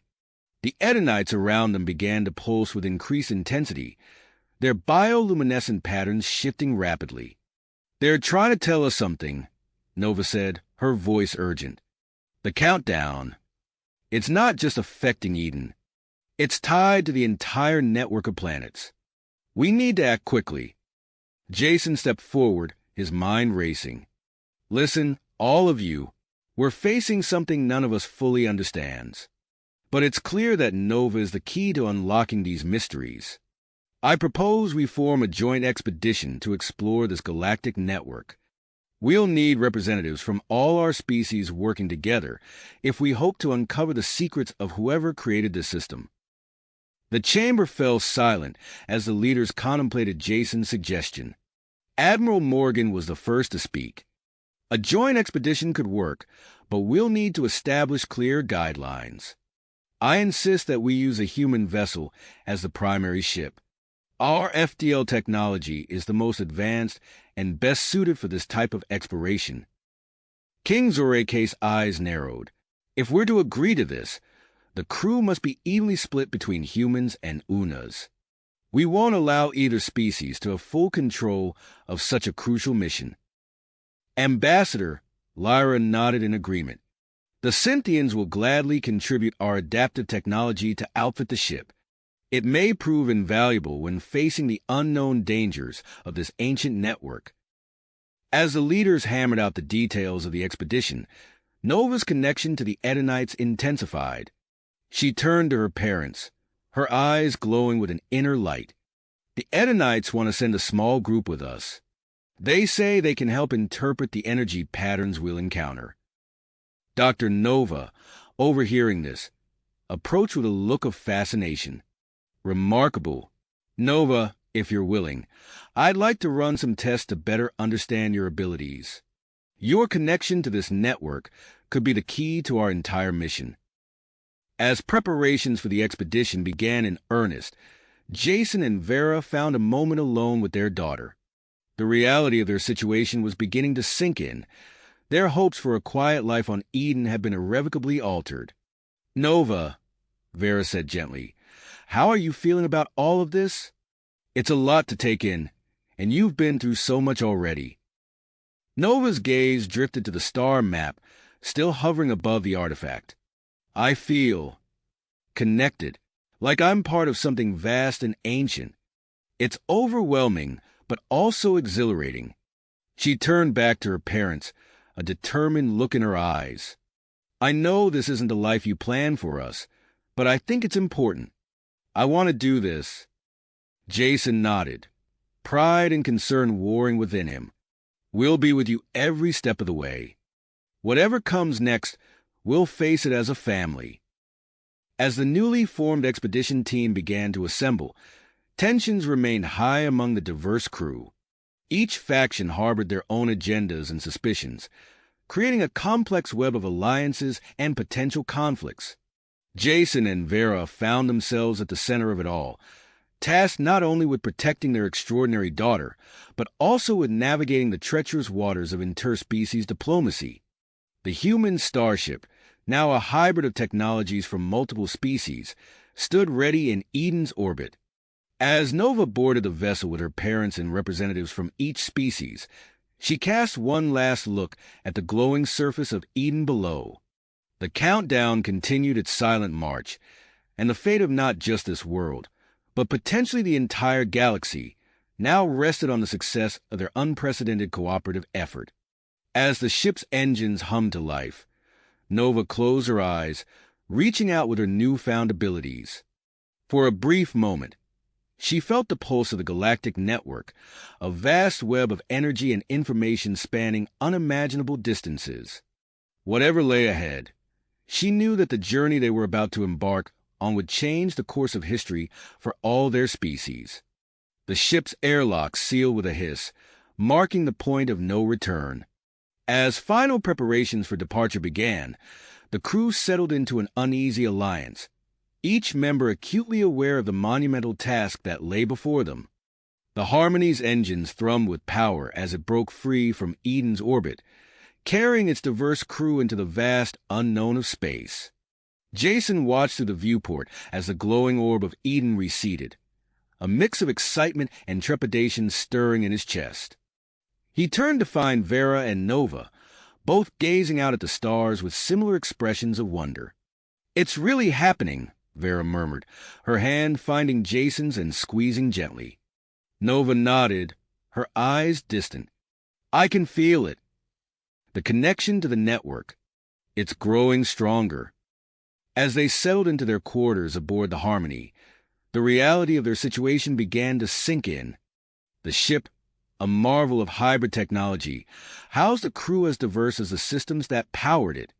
Humans, Unas, Cynthians, and Edenites moved through the corridors, their interactions a delicate dance of cooperation and underlying tension. Days passed as the Harmony traversed the void between worlds. Nova's abilities continued to develop at an astonishing rate, her connection to the galactic network deepening with each passing hour. Dr. Alara Nova and her team of scientists worked tirelessly to monitor and understand these changes, their fascination tempered by concern for the young woman's well-being. On the bridge, Admiral Morgan and King Zorke maintained an uneasy alliance, their strategic discussions often devolving into thinly veiled power struggles. It fell to Jason and Ambassador Lyra to mediate these conflicts, their diplomatic skills tested to the limit. As they approached Nexus 1, the first planet in the network beyond Eden, Nova's psychic connection intensified dramatically. She stumbled, clutching her head as vivid images flooded her mind. "I can see it," she gasped, her eyes unfocused. The surface, ruins, and something else, something ancient and powerful. The crew gathered around her, listening intently as Nova described the mental pictures she was receiving. As she spoke, the ship's sensors began to pick up readings from the planet below, confirming much of what Nova was describing. "Approaching Nexus 1's orbit," the helm officer announced, his voice tense. As the Harmony drew closer, the true nature of their challenge became apparent. A dense field of debris surrounded the planet, the remnants of what must have once been a formidable orbital defense system. "All stop," Admiral Morgan ordered, her eyes narrowing as she surveyed the obstacle before them. "We need a plan to navigate this safely." The next hours were a flurry of activity as the crew worked to combine their various technologies and expertise. Synthi and adaptive algorithms merged with Una's energy manipulation techniques, while human and Edenite sensor arrays worked in tandem to map a safe route through the debris. As the tension mounted, Jason found himself drawn to Vera.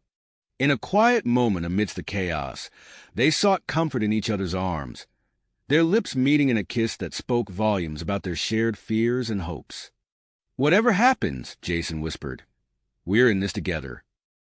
Vera nodded, her eyes shining with emotion. "Always." Their moment of intimacy was interrupted by a sudden surge of energy from Nova. She cried out, her body arching as if struck by lightning. The ship's systems flickered, and on the display, a brilliant beam of light erupted from the surface of Nexus 1.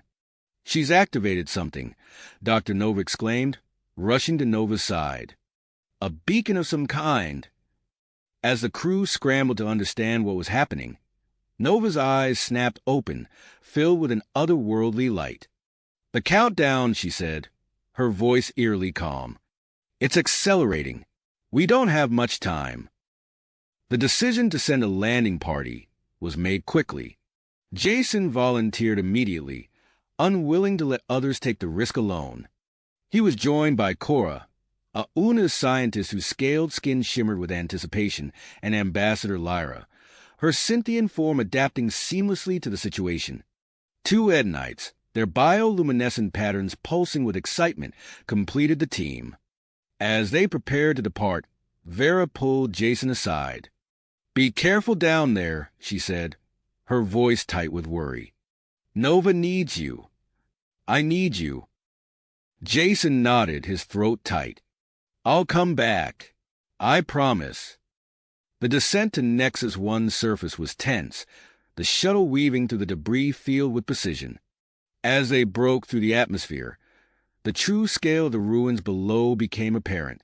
Vast structures of an alien design stretched to the horizon, their purpose as mysterious as their creators. As the landing party set foot on the surface of Nexus 1, Jason felt a sense of awe wash over him. They stood at the threshold of discovery, poised to uncover secrets that could change the fate of the stars. Yet even as hope surged within him, a part of him couldn't help but wonder, at what cost would these secrets come? And would they be ready for the challenges that lay ahead? The team moved cautiously through the alien cityscape, their sensors alert for any sign of the activated beacon. Unknown to them, aboard the Harmony, Nova's connection to the planet continued to intensify, setting in motion events that would soon test the limits of their newfound alliance and the bonds of family that held them together.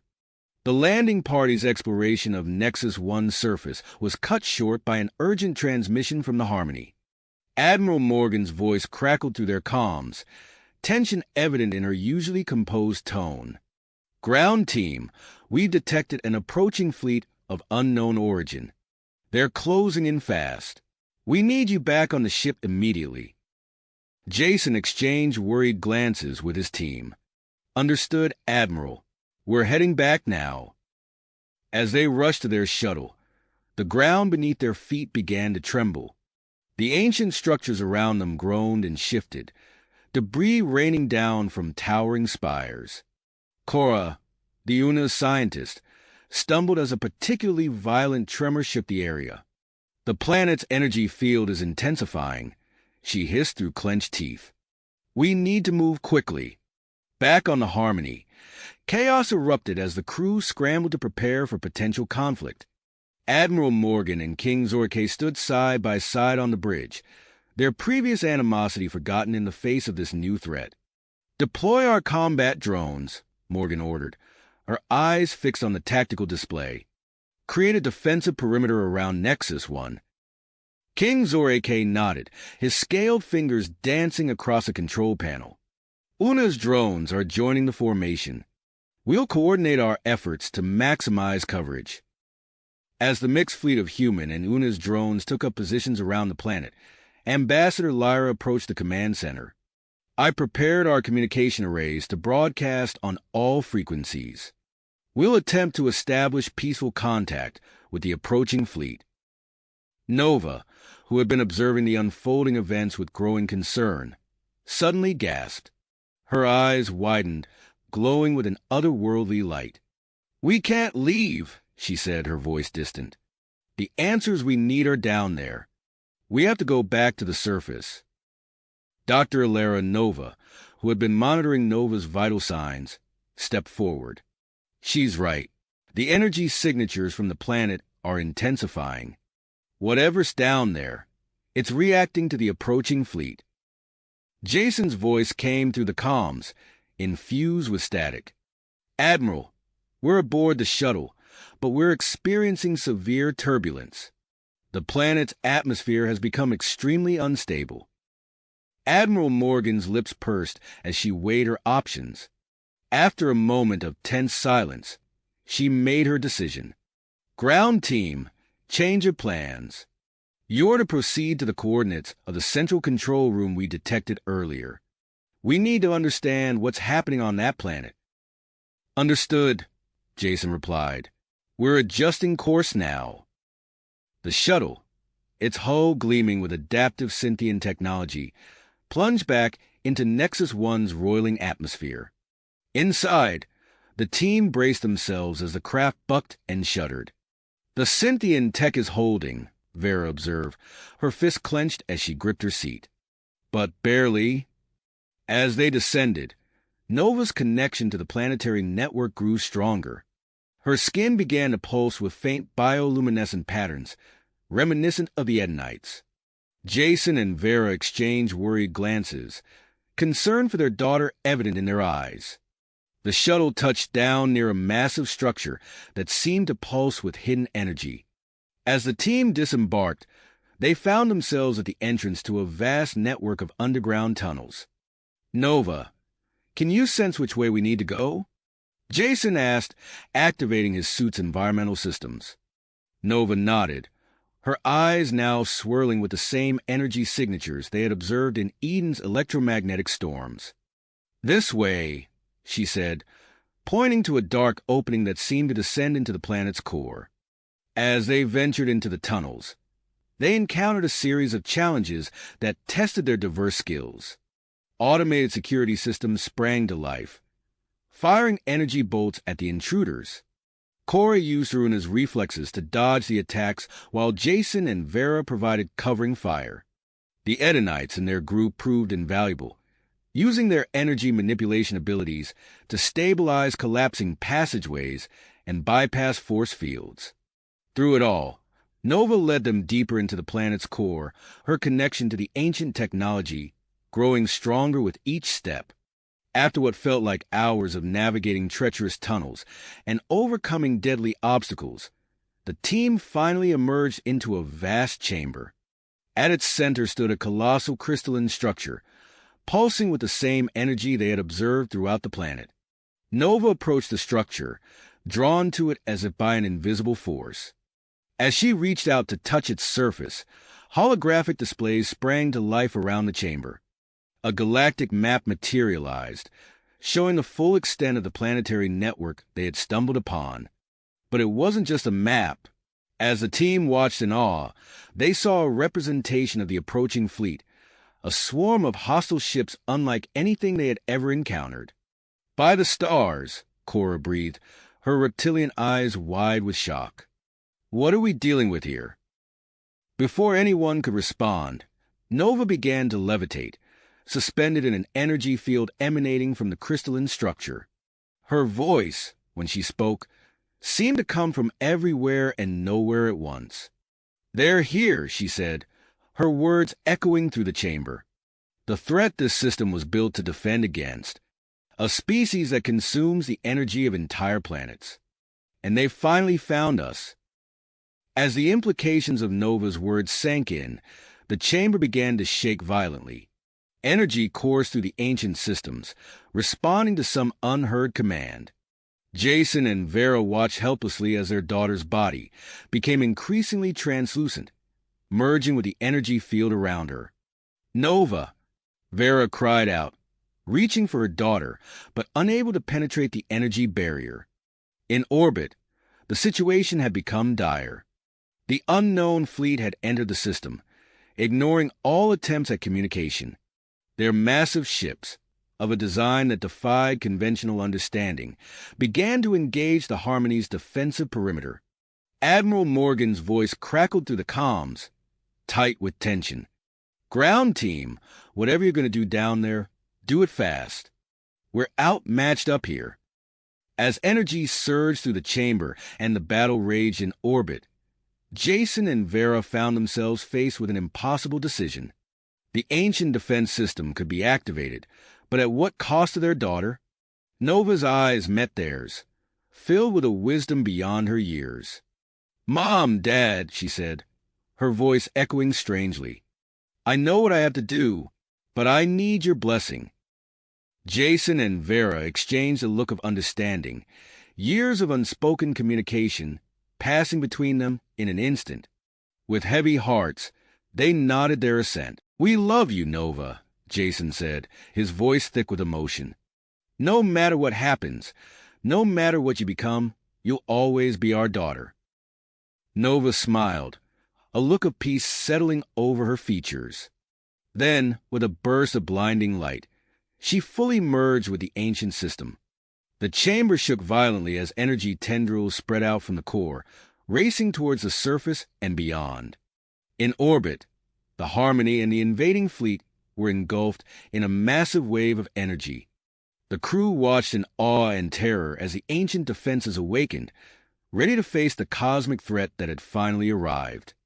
As the energy wave subsided, leaving an eerie calm in its wake, Jason and Vera stood in the now silent chamber, holding each other tightly. Their daughter had become something more than human, more than Una's, a bridge between the past and the future, the key to the galaxy's survival. But as the dust settled and the immediate threat passed, a new question arose. What would this transformation mean for Nova, for her family, and for the future of all their species? The answer, it seemed, lay in the stars above and the ancient technology humming beneath their feet. As the ancient technology hummed beneath their feet, a sudden surge of energy erupted from the crystalline structure. Nova's form, suspended in the air, began to glow with an intensity that forced Jason and Vera to shield their eyes. The chamber shook violently, and a massive wave of energy burst forth, engulfing everything in its path. The energy wave raced outward, passing through the planet's core and erupting from its surface. It spread rapidly through space, washing over the Harmony and the invading fleet. The alien ships, once seemingly invincible, suddenly went dark, their systems overwhelmed by the surge. They drifted aimlessly, rendered powerless in the face of the ancient defense system's activation. Aboard the Harmony, Admiral Morgan gripped her command chair as the energy wave hit. The ship shuddered, but held steady, protected by its advanced Synthian shielding and the quick thinking of the Enite crew members who manipulated the energy flow around the vessel. "Status report," Morgan barked, her eyes fixed on the main view screen. "Minimal damage, Admiral," reported her first officer. The Synthian adaptive shielding held. But the invading fleet, they're dead in the water. On the planet's surface, the energy wave triggered a breathtaking transformation. Ancient structures, long buried beneath layers of sediment, began to rise from the ground. Massive towers and sprawling complexes emerged, their surfaces glowing with pulsing lines of energy. A vast network of interconnected facilities revealed itself, forming a visible grid across Nexus 1 surface. In the core chamber, Jason and Vera watched in awe and trepidation as Nova underwent a startling metamorphosis. Her body became translucent, swirling patterns of energy visible beneath her skin. Her hair transformed into tendrils of pure energy, reminiscent of the bioluminescent patterns of the Edenites. "Nova," Vera called out, her voice thick with emotion. "Can you hear us?" Nova's eyes snapped open, revealing irises that glowed with an otherworldly light. When she spoke, her voice seemed to come from everywhere at once, layered with harmonics that reverberated through the chamber. "I can hear you, Mom," Nova said, her voice carrying an undertone of awe. "I can hear everything." Jason stepped forward, his hand instinctively reaching out to his daughter. "Are you all right? What's happening to you?" Nova's gaze swept across the chamber, taking in her parents, the team, and the ancient technology surrounding them. I'm more than all right, Dad. I'm connected to Nexus 1, to the entire planetary network. I can see it all. As Nova spoke, holographic displays flickered to life around the chamber. They showed a real-time map of the galaxy, with pinpricks of light representing the planets in the network. One by one, worlds across the map began to glow, joining the collective defense grid. Cora, the UNA scientist, moved quickly between control panels, her scale fingers flying over the alien interfaces. The energy levels are off the charts, she reported. If we don't stabilize them soon, the fluctuations could tear the planet apart. The Cynthian representatives joined Cora, their adaptive forms interfacing directly with the ancient technology. Together, they worked to channel and control the massive energy flows, preventing a catastrophic overload. Nova's consciousness expanded further, reaching out beyond Nexus, one to touch the other activated worlds. Her eyes widened as the full scope of the defense network became clear to her. The Void Eaters, she said, her voice filled with newfound knowledge. That's what they're called. They've been consuming the energy of entire galaxies for eons. This network, it was created to stop them. Jason and Vera exchanged worried glances. Nova, can you disengage from the system? Vera asked, her voice trembling slightly. Nova's energy-infused form shifted, her expression becoming somber. I can project my consciousness back into my body, but I can't fully disconnect. The network needs me to function. I'm the key they've been waiting for. As the implications of Nova's words sank in, Admiral Morgan's voice crackled through the team's comms. Ground team, I don't know what you did down there, but it worked. The invading fleet is neutralized. Some kind of containment fields are drawing them towards the planet's surface. Nova nodded, though the Admiral couldn't see her. The defense system is securing them for study. We'll need to understand their technology if we hope to stop what's coming. What do you mean, what's coming? Jason asked, a sense of dread creeping into his voice. Nova's glowing eyes met her father's. This was just the advance fleet. The main force of the Void Eaters is still on its way. We have less than a galactic standard year before they arrive. The chamber fell silent as the weight of Nova's words settled over the team. The victory they had just achieved suddenly felt hollow in the face of the looming threat. Vera stepped forward, her teeth clenched. Then we'll be ready for them. Nova, what do we need to do? Nova's energy tendrils swirled around her as she accessed the ancient knowledge now at her disposal. There are key planets in the network with technology that can boost the system's power. We need to visit them, activate their facilities, and upgrade the network. Jason nodded, his mind already racing with plans. We'll need to alert the galactic civilizations, unite them against this threat. It won't be easy, Cora interjected, her reptilian features set in a grim expression. Many of our peoples have been at odds for generations. Then we'll make them see reason, Vera said firmly. The fate of humanity and all alien species is at stake. As the team began to formulate their plans, Nova's form fluctuated, her energy patterns shifting. I'll guide you to the planets we need to visit.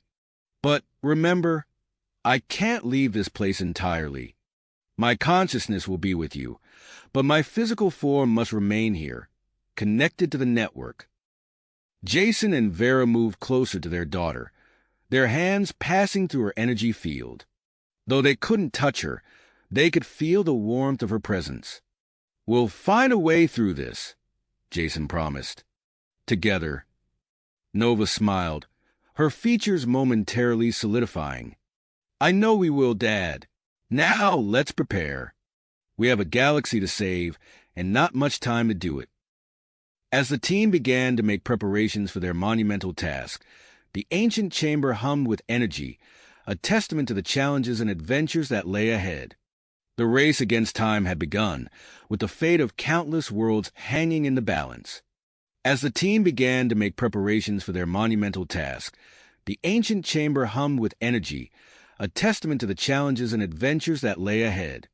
The race against time had begun, with the fate of countless worlds hanging in the balance. Jason and Vera exchanged a determined look, their hands intertwined as they faced the daunting reality of their situation.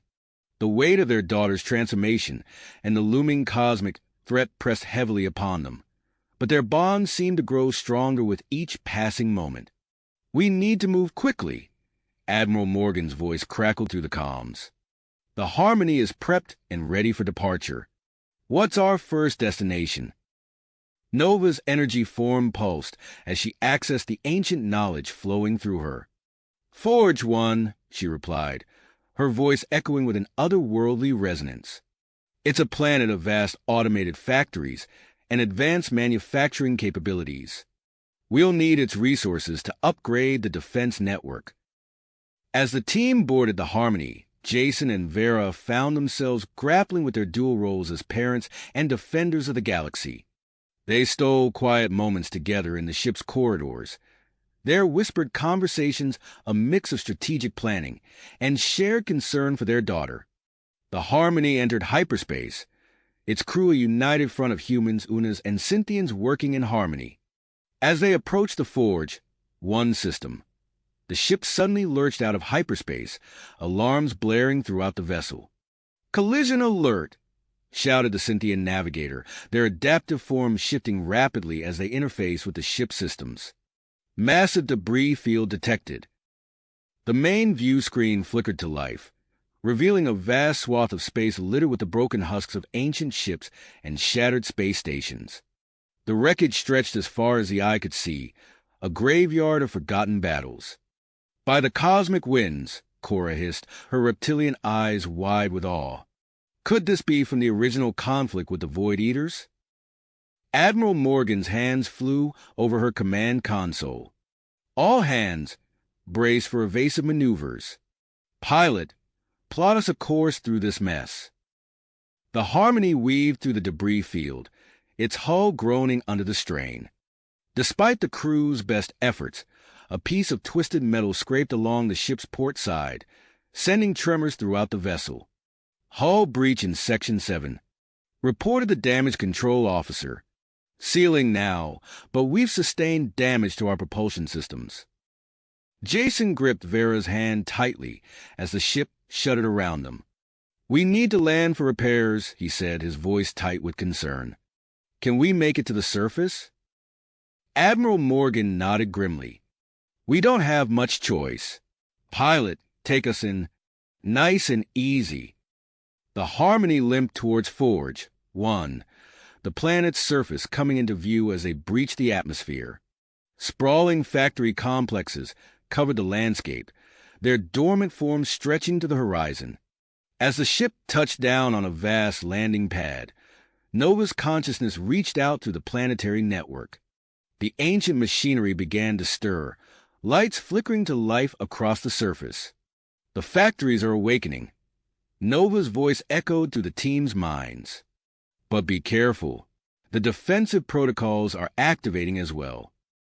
No sooner had she spoken than swarms of maintenance drones rose from the factory floors, their sensors locking onto the Harmony and its crew. "We need to reach the central control hub," Jason said, his military training kicking in. "Nova, can you guide us?" "I can," Nova replied. "But the path won't be easy. The planet systems see you as intruders." Jason turned to the team, his eyes blazing with dedication. "Vera, Cora, you're with me. We'll navigate the factory floor and locate the hub.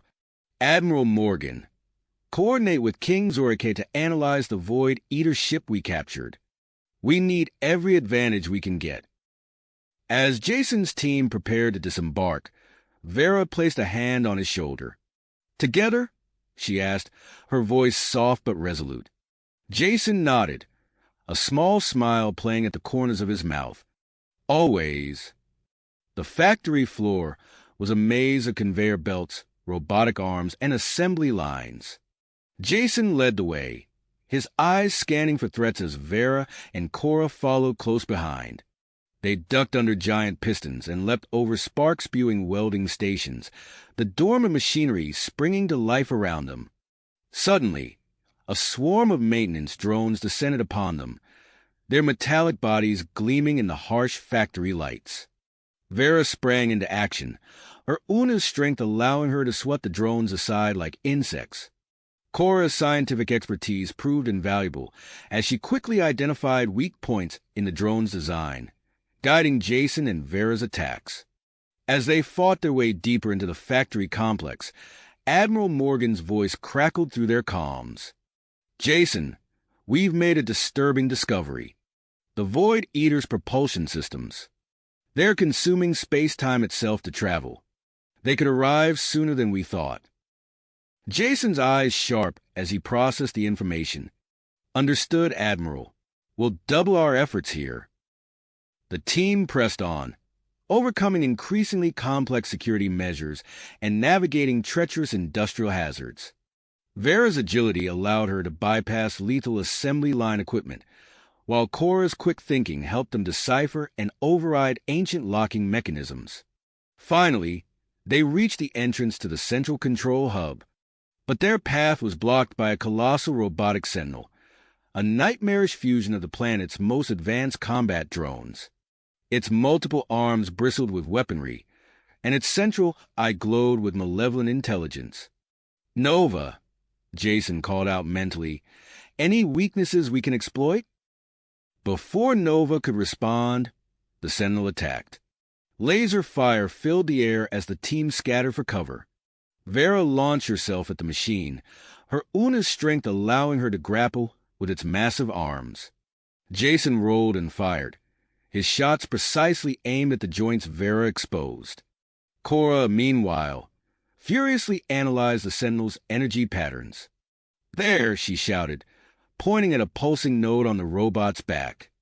"That's its main power distribution center. Disrupt it, and we can shut it down."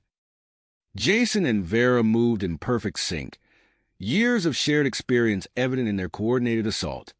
Vera vaulted over the sentinel, drawing its attention, while Jason slid beneath it, firing a concentrated burst at the exposed weak point.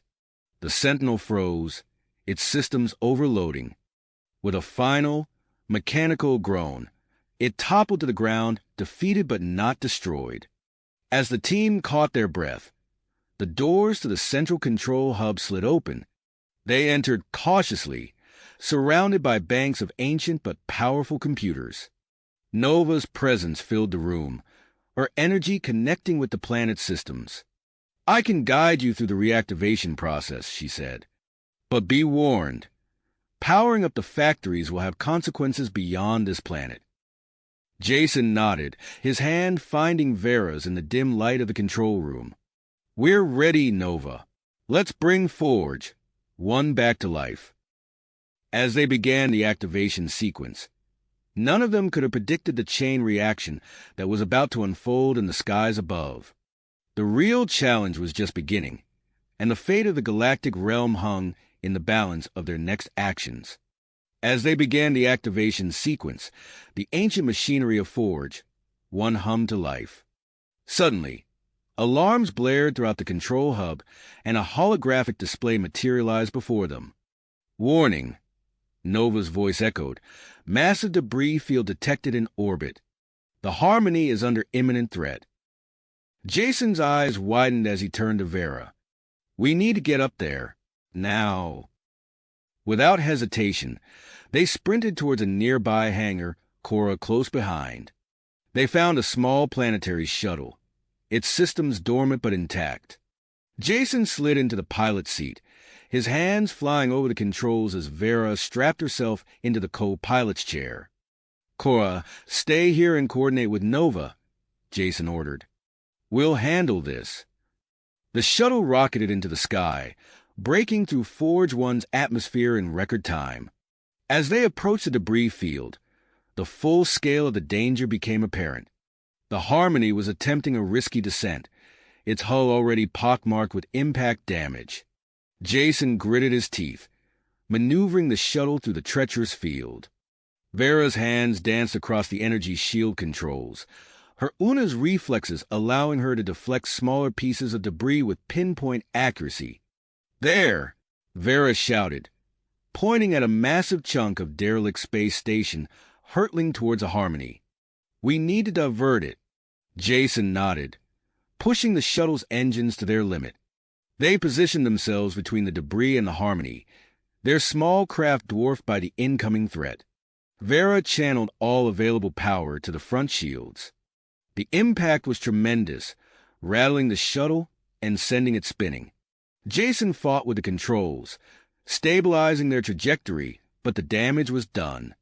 Warning lights flashed across the console as their engines sputtered and died.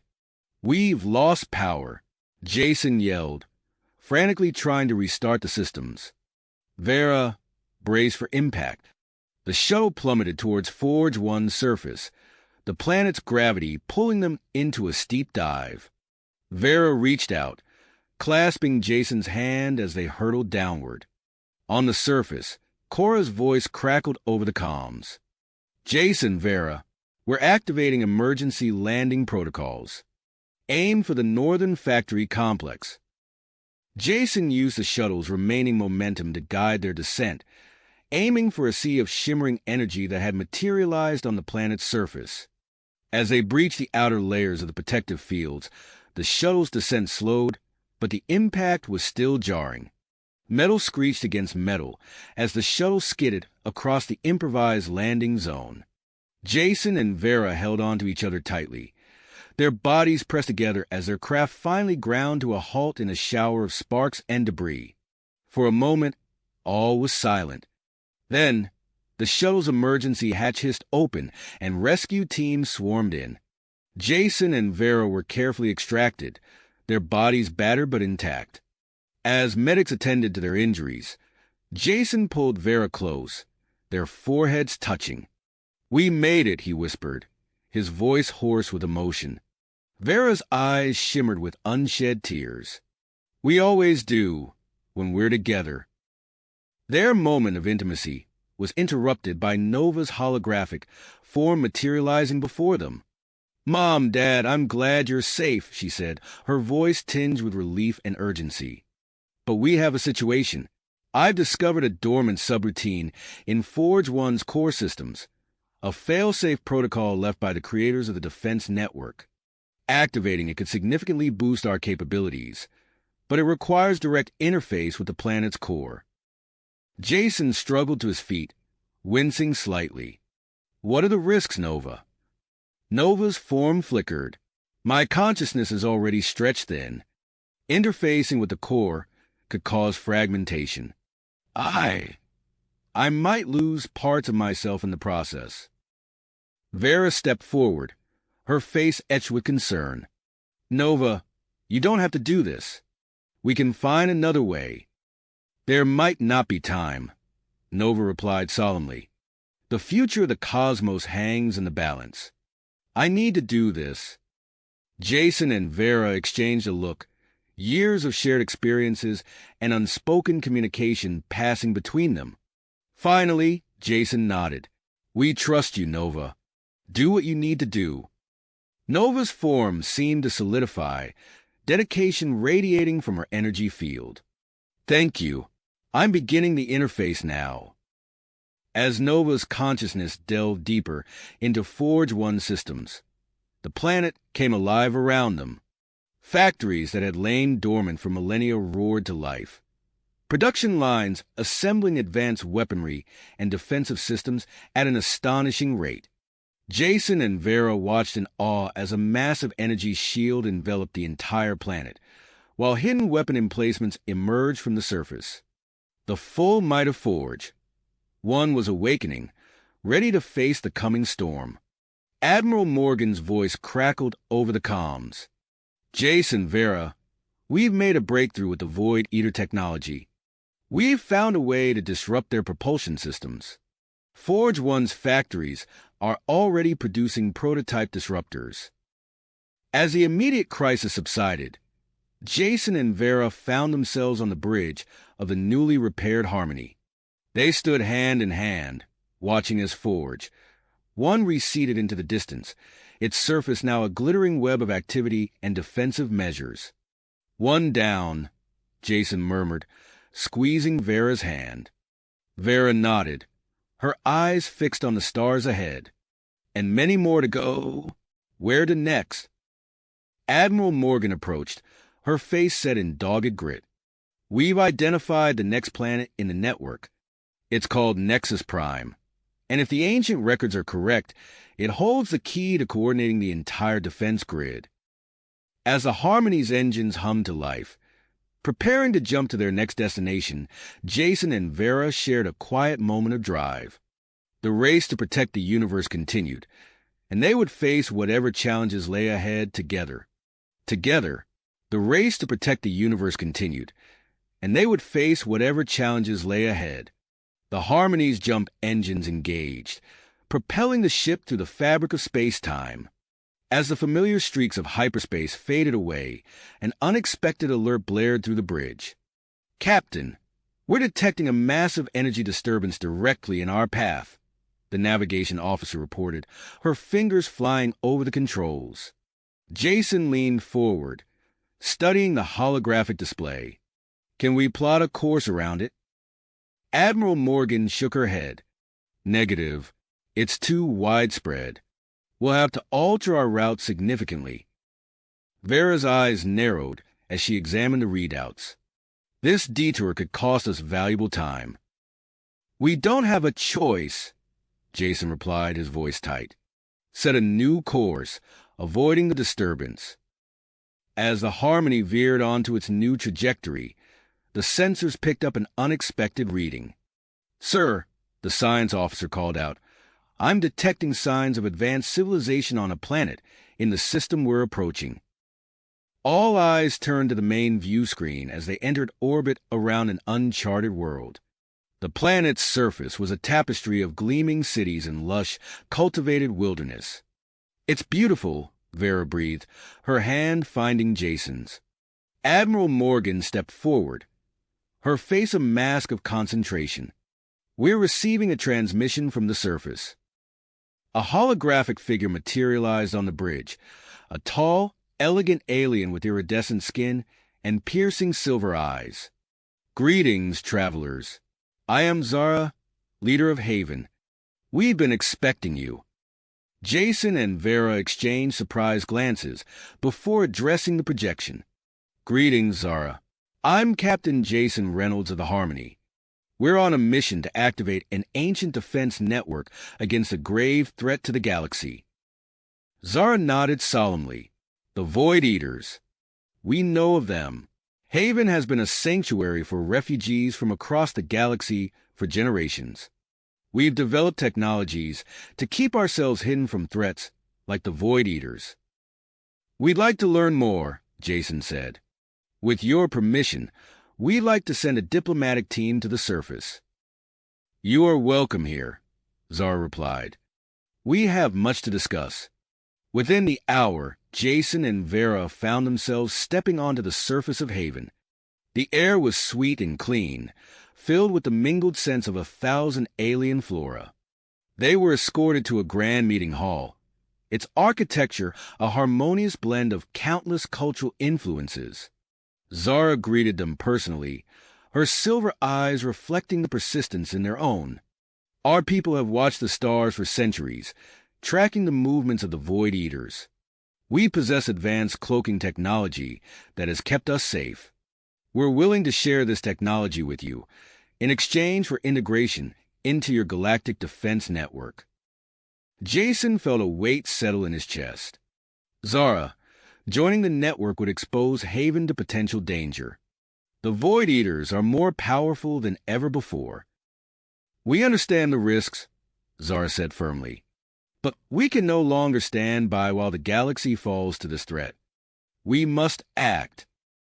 As negotiations continued on the surface, Admiral Morgan and King Zorke worked tirelessly aboard the Harmony to adapt Haven's cloaking technology. Human and UNA's engineers collaborated, their diverse approaches yielding innovative solutions. Suddenly, Nova's holographic form appeared on the bridge, her expression urgent. "I've detected an anomaly within Haven's planetary core. There's a dormant node of the ancient defense system hidden there. Activating it would significantly boost our network's power." The news sent ripples of excitement and apprehension through the crew. Jason and Vera redoubled their efforts to convince Haven's leadership of the necessity of full commitment to the defense effort. Their arguments were cut short by an alert from Haven's defense force. A small Void Eater scout vessel had been detected at the edge of the system. "They're closer than we thought," Vera said, her voice tight with tension. Jason turned to Zara, his eyes blazing with intensity. "The threat is real and immediate. We need your help, Zara. Haven could be the key to turning the tide against the Void Eaters." Zara stood silent for a long moment, the weight of her people's future heavy on her shoulders. Finally, she nodded. "We will join you. Activate the node." Nova began the activation process, and Haven transformed before their eyes. Ancient structures rose from hidden bunkers, advanced weapon systems emerged from the ground, and a shimmering energy field enveloped the planet. As the transformation neared completion, Jason and Vera took a moment to walk through one of Haven's gardens. The beauty of the diverse plant life served as a poignant reminder of what they were fighting to protect. Their peaceful interlude was shattered by an urgent communication. The Void Eater scout had changed course and was now heading straight for Haven. "We need to intercept it before it can report back," Jason said, already running towards the landing pad where a squadron of fighters waited. He and Vera climbed into the cockpit of a sleek Haven fighter, joining a mixed group of human, UNAs, and Haven pilots. As they launched into space, the gravity of the situation became clear. The success or failure of this mission could determine the fate of Haven and the entire defense network. Jason's voice crackled over the comm as the Void Eater scout came into view, its twisted form a stark contrast to the elegant lines of the Haven ships. "All wings report in. This is it, people. We stopped them here, and now." The fighters accelerated towards their target, weapons charged and ready. The battle for Haven's future had begun. The fighters streaked towards the Void Eater scout, their engines blazing against the star-studded backdrop of space. As they closed in, the true nature of their opponent became clear. The Void Eater ship was a twisted amalgamation of organic and mechanical components, its surface rippling and shifting like a living thing. Its movements were unnervingly precise, evading the first volley of shots with ease. "This thing's more advanced than we thought," Jason said through gritted teeth, his hands dancing across the fighter's controls. "Everyone stay sharp." Vera's voice crackled over the comm. "Jason, look at its flight pattern. It's trying to create distance." Jason studied the scout's movements, realization dawning. "You're right. It's positioning for a jump. If it escapes, the entire Void Eater fleet could be on us in hours." "We can't let that happen," Vera replied, her tone resolute. As the battle raged on, Jason's mind raced. The scout was anticipating their every move, its technological superiority evident. But then, a flash of inspiration struck. "Vera, what if we use Haven's cloaking tech? Create phantom ships to box it in?" There was a moment of silence before Vera responded, her voice tinged with excitement. "That's brilliant, Jason. Everyone, listen up. We're going to create a web of illusory vessels. Follow my lead." The squadron fell into formation, their fighter systems humming as they activated the newly integrated cloaking technology. Suddenly, the space around the Void Eater scout seemed to fill with ships, a dizzying array of real and phantom vessels converging from all directions. The scout's movements became erratic as its sensors struggled to differentiate between the real threats and the illusions. Jason coordinated the complex flight patterns required to maintain the deception, his focus absolute. For a moment, it seemed their plan would succeed. The Void Eater ship found itself trapped, unable to plot a clear course for its faster-than-light jump. But then, alarms blared in Jason's cockpit. "Our systems are overloading," he called out. "We can't maintain the cloak much longer." As if sensing their weakness, the Void Eater vessel unleashed a pulse of sickly green energy. The wave washed over the squadron, and several fighters went dark, their systems temporarily disabled. "We've lost half our force," Vera reported, her voice tense. "Jason, we need a new plan." Jason's mind raced, analyzing their options in split seconds. "Vera, follow my lead. Everyone else, fall back and regroup." Without waiting for a response, Jason banked hard, diving towards Haven's upper atmosphere. Vera matched his movements perfectly, their fighters moving in sync as if guided by a single mind. The Void Eater scout pursued, drawn into their trap. As they entered Haven's gravitational field, Jason felt the increased drag on his fighter. He pushed the engines to their limit, using the planet's gravity to slingshot around its curve. The heavier scout ship couldn't match their maneuver. It slowed, struggling against Haven's pull, and in that moment of vulnerability, Jason saw their chance. "Now, Vera!" Their fighters spun in perfect unison, weapons locked on the scout's exposed flank. Twin beams of energy lanced out, striking a critical point in the Void Eater's hull. For a heartbeat, nothing happened. Then, with a silent flash that lit up Haven's sky, the scout ship erupted. Fragments of alien technology and organic matter scattered across the upper atmosphere, burning up in a fiery display. As the remains of the Void Eater ship rained down, Jason and Vera led the squadron back to Haven's surface. The flight deck erupted in cheers as they touched down, the Haven population celebrating their newfound heroes. Zara approached as Jason and Vera climbed out of their fighter, her silver eyes shining with gratitude. "You've saved our world," she said, her voice filled with emotion. "Haven pledges its full support to your cause." Admiral Morgan and King Zorke joined them, their faces a mix of relief and concern. "Excellent work," Morgan said. "But we can't celebrate just yet. The destruction of that scout might have alerted the main fleet to our position." Zorke nodded gravely. "We must use this victory to our advantage. Our scientists are already analyzing the data from the battle." As if on cue, Nova's holographic form materialized before them. "I've made a breakthrough," she announced. The Void Eater ship was emitting a unique energy signature. With some recalibration, we might be able to use it to track the main invasion fleet. Jason felt a surge of hope. That could change everything. How soon can we implement this? "I'm already on it," Nova replied, her form flickering as she interfaced with Haven systems.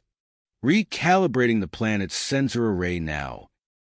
Moments later, a holographic display of the galaxy appeared above them. A massive disturbance pulsed at its edge, a swarm of Void Eater ships larger than anything they had imagined. "By the stars," Vera whispered, her hand finding Jason's. Admiral Morgan's face hardened. "We need to move faster. The remaining planets in the defense network need to be activated and upgraded immediately." As the group began to plan their next move, Jason pulled Vera aside. In the wake of the battle, the connection between them felt stronger than ever.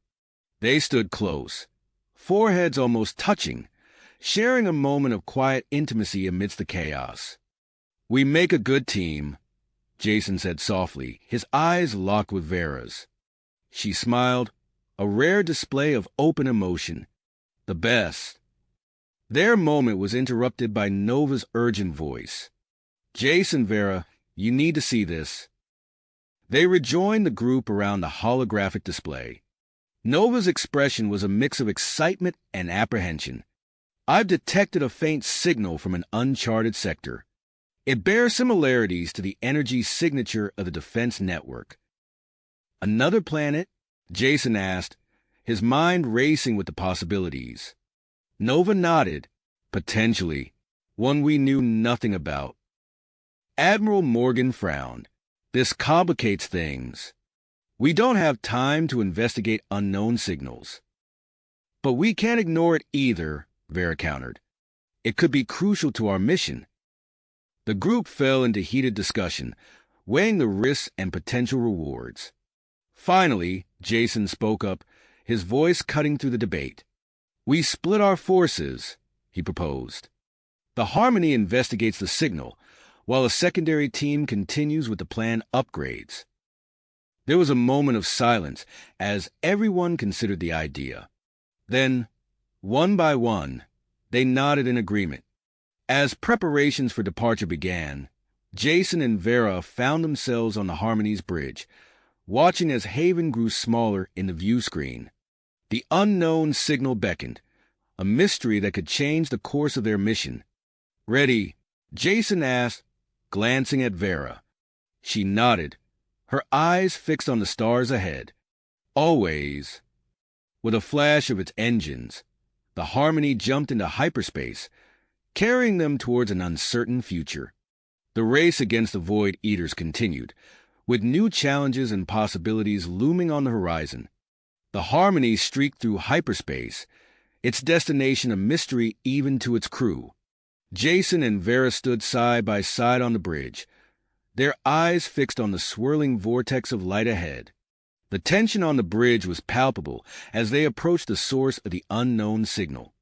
Suddenly, the ship shuddered violently, throwing the crew off balance. Alarms blared as the Harmony dropped out of hyperspace, its systems flickering and failing. What's happening? Jason shouted over the cacophony of alerts. Nova's holographic form appeared, her expression strained. Massive energy surge detected. Our systems are overloading. The bridge plunged into darkness, only the faint glow of emergency lights illuminating the chaos. Jason and Vera sprang into action, their movements perfectly synchronized as they worked to restore power. Reroute auxiliary power to life support and navigation, Jason ordered, his fingers flying across the dimly lit control panel. Vera nodded, her Una's strength allowing her to manually override jam system controls. On it, stabilizing core functions now. As the ship system slowly came back online, a collective gasp echoed through the bridge. Through the view screen, they saw a massive planet looming before them, its surface obscured by thick, roiling clouds. Nova, what are we looking at? Jason asked, his voice hushed with awe. The AI's form flickered as she processed the data. Unknown planet detected. Standard scans are ineffective due to atmospheric interference. Jason exchanged a glance with Vera, drive etched on both their faces. We need to investigate. This could be what we're looking for. Agreed, Vera said, already plotting a course. But that atmosphere looks treacherous. It won't be an easy landing. Jason took the helm, his hands gripping the controls tightly. Then let's do what we do best. The Harmony plunged into the planet's atmosphere, buffeted by violent winds and electrical discharges. Jason's piloting skills were pushed to their limits as he navigated through the turbulent storm systems. Shields are holding, Vera reported, her voice tight with concentration. But the atmosphere is highly corrosive.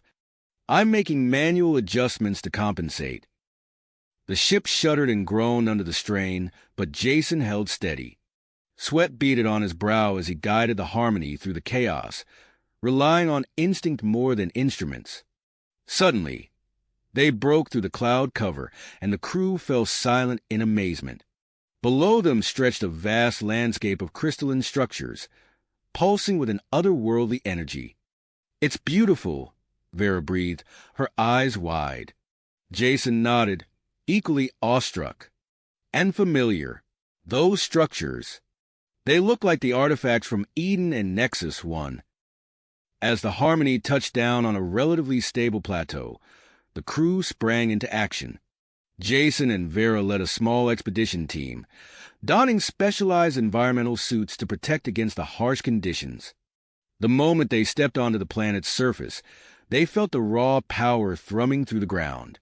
The crystalline formations towered above them, their facets reflecting light in mesmerizing patterns. "Stay alert," Jason warned as they began their trek. "We don't know what kind of defenses this place might have." They hadn't gone far when a sudden discharge of energy from a nearby crystal forced them to dive for cover. The team regrouped, more cautious now as they picked their way through the treacherous terrain. As they approached one of the largest crystal formations, Nova's voice crackled through their comms. "I've established a faint connection with the planet systems. There's a control center embedded within that structure ahead." Guided by Nova's directions, the team soon found themselves before an ancient entrance, sealed for millennia. Jason and Vera stepped forward, studying the intricate locking mechanism. "Any ideas?" Jason asked, running his hand over the alien symbols. Vera's eyes narrowed in concentration. "It looks like it requires both physical manipulation and some kind of energy input. Together?" Jason nodded, and they positioned themselves on either side of the door. As Vera applied Haruna's strength to turn a series of crystalline dials, Jason focused on channeling energy through his suit systems into the lock. For several tense moments, nothing happened. Then, with a low rumble, the door began to slide open, revealing a vast chamber beyond. The team entered cautiously, their helmet lights illuminating a space filled with technology beyond their comprehension. At the center stood a colossal crystal, pulsating with energy. Nova's presence grew stronger as they approached the central crystal. "This is it." Her voice echoed through their comms. "A central node in the defense network, far more powerful than anything we've encountered."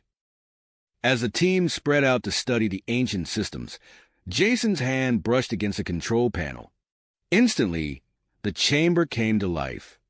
Holographic displays flickered into existence, showing a galactic map dotted with thousands of highlighted planets.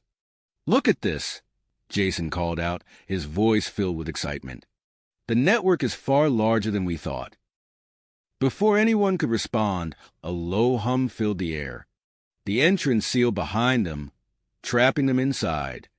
The central crystal flared with blinding light, and Jason felt his feet leave the ground. "Vera," he called out, seeing her similarly suspended beside him. Their bodies tingled with strange energy as they hung suspended in midair. The Cynthian scientists scrambled to make sense of the readings, while the Edenite guide attempted to communicate with the planet through Nova. Outside, the Harmony's sensors detected a massive energy buildup across the planet's surface. The crystalline structures began to align, forming intricate patterns visible from orbit. Inside the chamber, Jason and Vera found themselves at the heart of a transformation they couldn't understand. Pain lanced through their bodies as their genetic structure began to alter. "What's happening to us?" Vera gasped, her hand reaching out to grasp Jason's. Jason gritted his teeth against the pain, holding on to Vera tightly. "I don't know, but we're in this together." As the planet pulsed with awakening power and the galactic defense network stirred to life, Jason and Vera hung suspended between who they were and what they were becoming.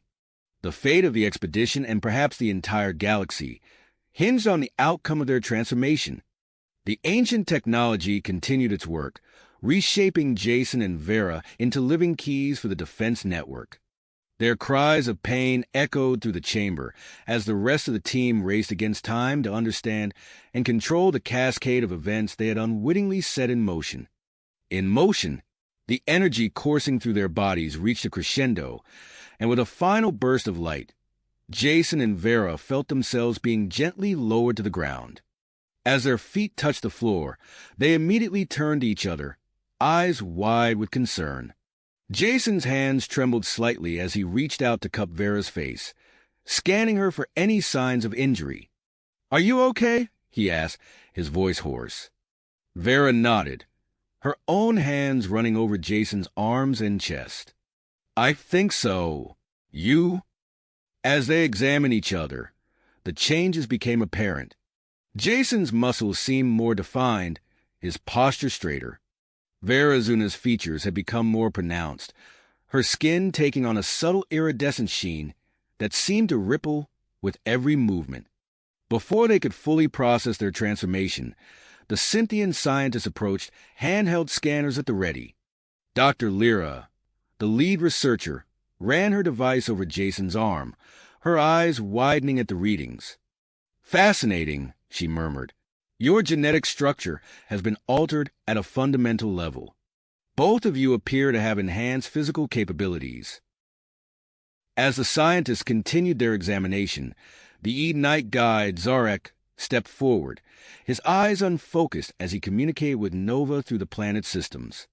"The energy pulse," he said, his voice tight with urgency. "It's activated defense nodes across the galaxy, but it's also alerted the Void Eaters. They're accelerating their invasion plans." The news sent a ripple of tension through the team. Jason opened his mouth to respond, but before he could speak, the control center hummed to life around them. Holographic displays materialized in the air, filling the chamber with a soft blue glow. The screen showed countless planets, each pulsing with newfound energy. Drawn by an instinct he couldn't explain, Jason approached the central crystal.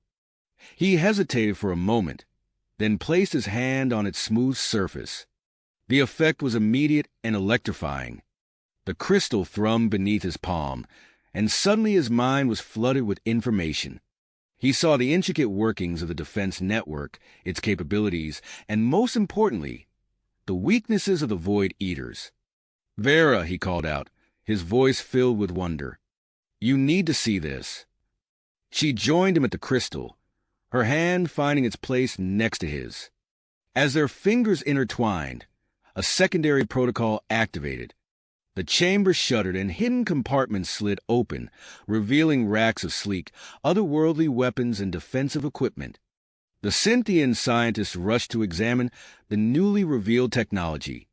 Dr. Lyra picked up one of the weapons, her eyes gleaming with excitement.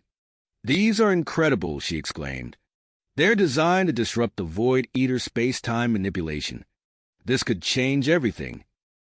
As the team worked to catalog and understand their newfound resources, a urgent communication crackled through their comms.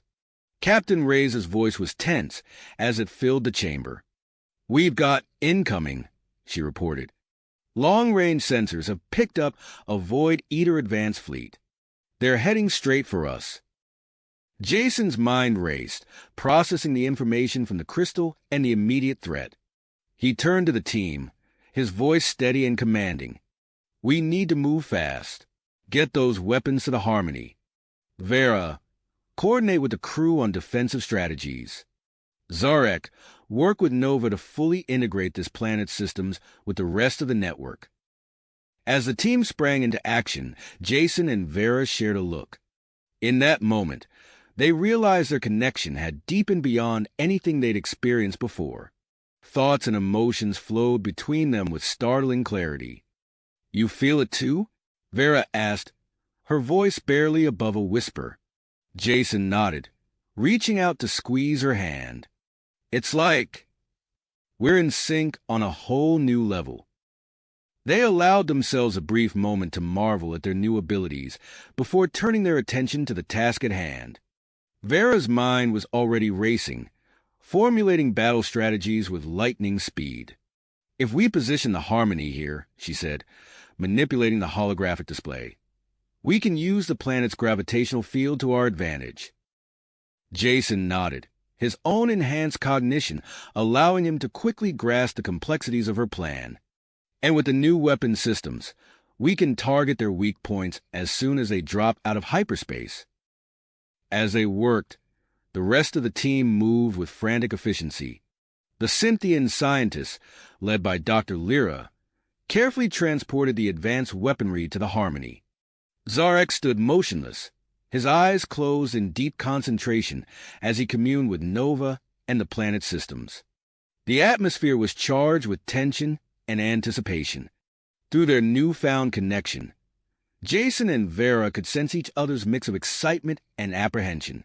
They stood side by side at the central console, their hands working in perfect harmony as they prepared the defenses.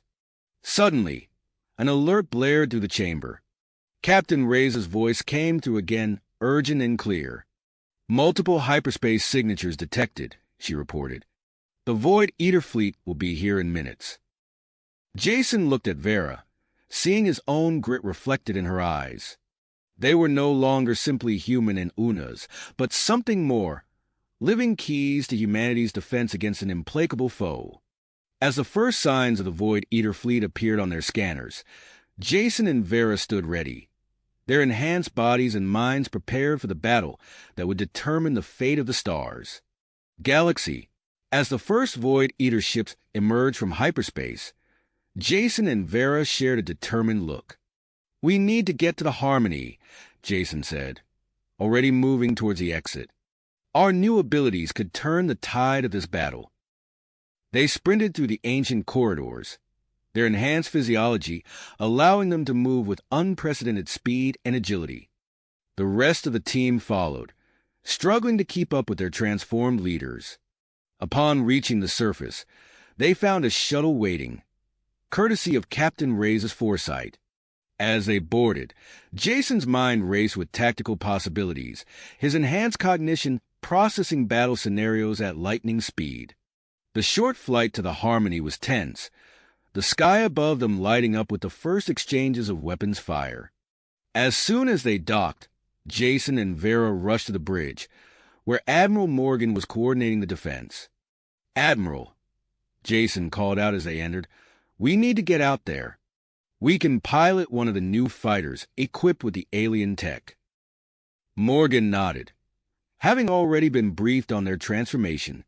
"Bay 3, it's ready and waiting for you." Without wasting a moment, Jason and Vera made their way to the fighter bay.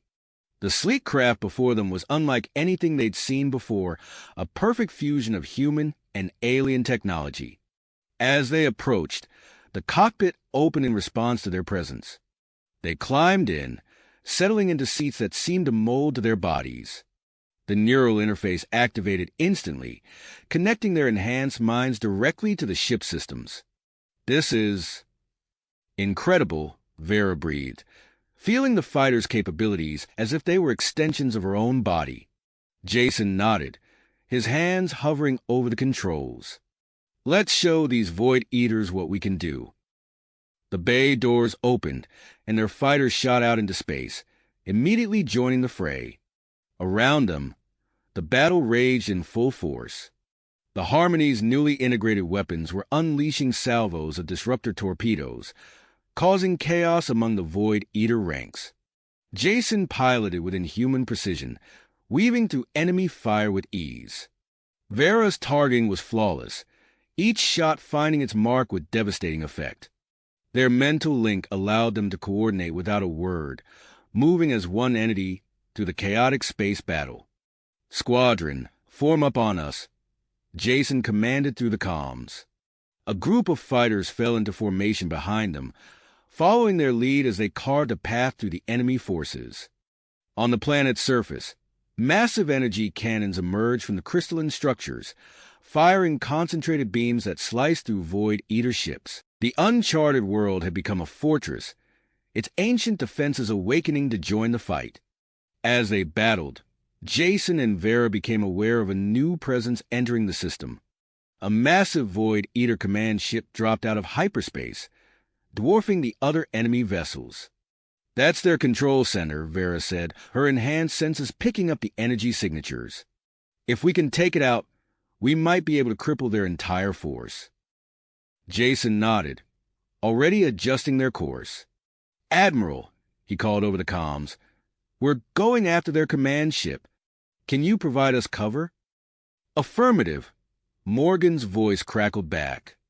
"All units, concentrate fire on the enemy's portside flank. Clear a path for Jason and Vera." As the Harmony and its support ships unleashed a barrage of fire, Jason piloted their fighter through the gap in the Void Eater defenses. They approached the massive command ship, dodging waves of return fire. There, Vera pointed out, highlighting a weak point in the ship's energy field on their display. If we can get close enough, we might be able to breach their defenses. Jason pushed the fighter to its limits, his enhanced reflexes allowing him to navigate the treacherous approach. As they neared the weak point, alarms blared in the cockpit. "We're not going to make it in the ship," Jason realized. He looked at Vera, an unspoken plan passing between them through their mental link. "Are you sure about this?" Vera asked, though she was already preparing for their next move. Jason grinned. "No, but it's our best shot." In perfect synchronization, they activated the ejection sequence. The cockpit blew open, and they were launched into space. Their enhanced physiology allowed them to withstand the vacuum, at least for a short time. Using their newfound abilities, they propelled themselves towards a Void Eater command ship. They landed on its hull with a thud, magnetic boots engaging to keep them in place. "We need to find an entry point," Jason communicated through their mental link, conserving oxygen. They moved across the ship's surface, their enhanced strength allowing them to resist the pull of space. After a tense search, they located an airlock. Working together, they forced it open, slipping inside just as their oxygen reserves were nearing depletion. As the airlock cycled and filled with breathable air, Jason and Vera shared a look of dedication. They had made it inside the enemy's stronghold. Now, the real battle was about to begin. Now! Inside the heart of their enemy's command center, they had to act fast. Jason and Vera moved swiftly through the alien corridors, their enhanced senses alert for any sign of danger. The ship's interior was a maze of dark, pulsating organic matter interwoven with crystalline technology. They navigated by instinct, guided by the knowledge gained from the Eden Control Center. The main control node should be 2 levels up, Vera communicated silently through their mental link. Jason nodded, his eyes scanning for access points. They found a vertical shaft, its walls lined with what appeared to be neural pathways. Without hesitation, they began to climb, their augmented strength making the ascent effortless. As they reached the upper level, alarms blared through the ship. Their presence had been detected. Void Eater guards, riding masses of shadow and energy, converged on their position. Time to test these new abilities, Jason thought, settling into a fighting stance.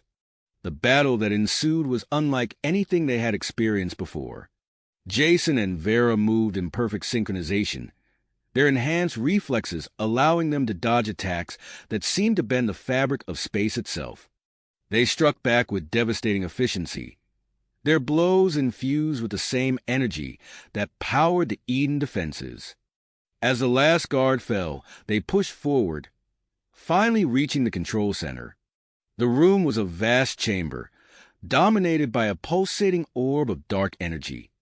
"That's it," Vera said aloud, her voice filled with a mix of awe and perseverance.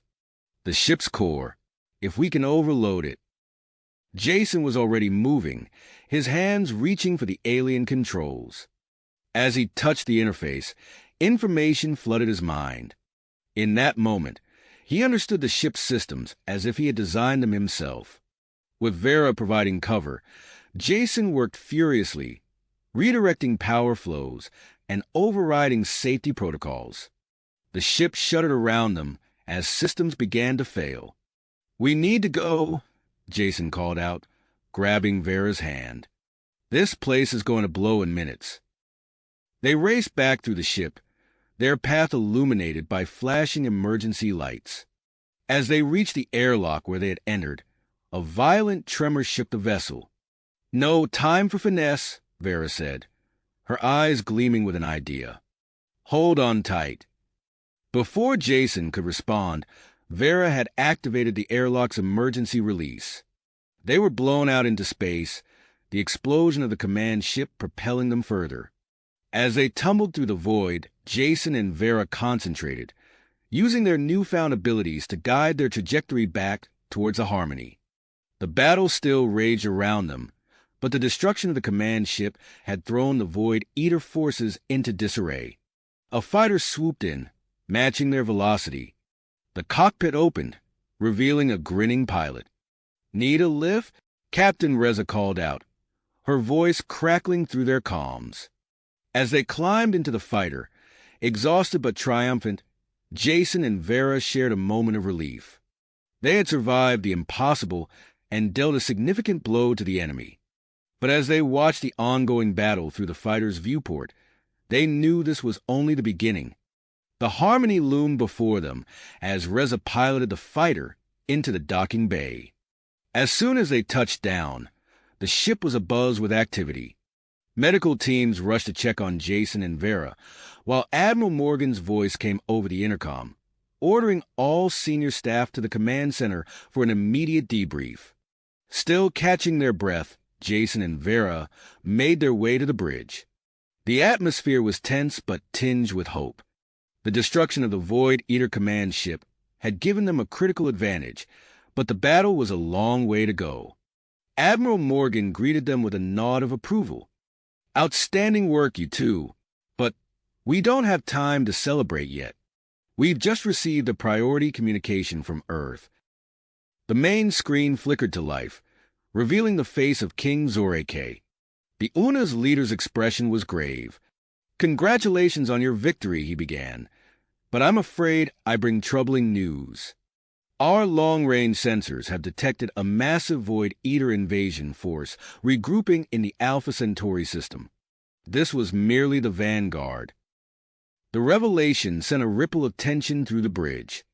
Jason and Vera exchanged a worried glance, their mental link buzzing with shared concern. "There's more," Zorike continued. "In response to this threat, a coalition of alien races has formed. The Unas, Cynthians, Edenites, and others stand ready to join forces with humanity. We believe that together, we may stand a chance against this overwhelming force." Admiral Morgan stepped forward. "Your Majesty, we're grateful for the support. What's our next move?" "I'm sending my daughter, Princess Lyra, to you as our emissary. She carries vital information about the Void Eater's weaknesses, discovered through our combined research efforts. She will arrive shortly on a diplomatic vessel." As the transmission ended, the bridge erupted into a flurry of activity. Orders were given to prepare for the princess's arrival and to begin analyzing the data from the destroyed command ship. Amidst the chaos, Jason felt a gentle touch on his arm. He turned to find Vera looking at him, her expression unreadable. "Princess Lyra," she said softly, her tone carrying a hint of something Jason couldn't quite identify. "Isn't she the one who—" Jason nodded, suddenly feeling a complex mix of emotions. "Yes, we've met before, during the first contact mission with the Unas." Before they could discuss it further, Admiral Morgan approached them. "I need you two to lead the strategy session. Your enhanced abilities and the information you gather from the Void Eater ship could be crucial in formulating our battle plan."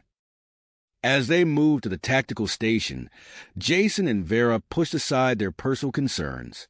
The destiny of the universe hung in the balance, and they had work to do. The Harmony hummed around them, preparing for the arrival of Princess Lyra and the challenges that lay ahead. The arrival of Princess Lyra would undoubtedly complicate matters, but there was no time to dwell on personal feelings. The destiny of the universe hung in the balance.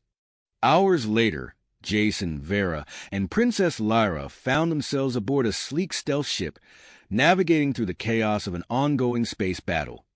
The vessel, a marvel of coalition engineering, sliced through the void with barely a ripple in the fabric of space. "Energy signature stable," Vera reported from her station, her fingers dancing over holographic controls. "Cloaking device at optimal efficiency." Jason nodded, his enhanced reflexes guiding the ship through a field of debris and energy weapons fire. Princess Lyra stood behind them, her royal bearing softened by the intensity of her focus on a data pad.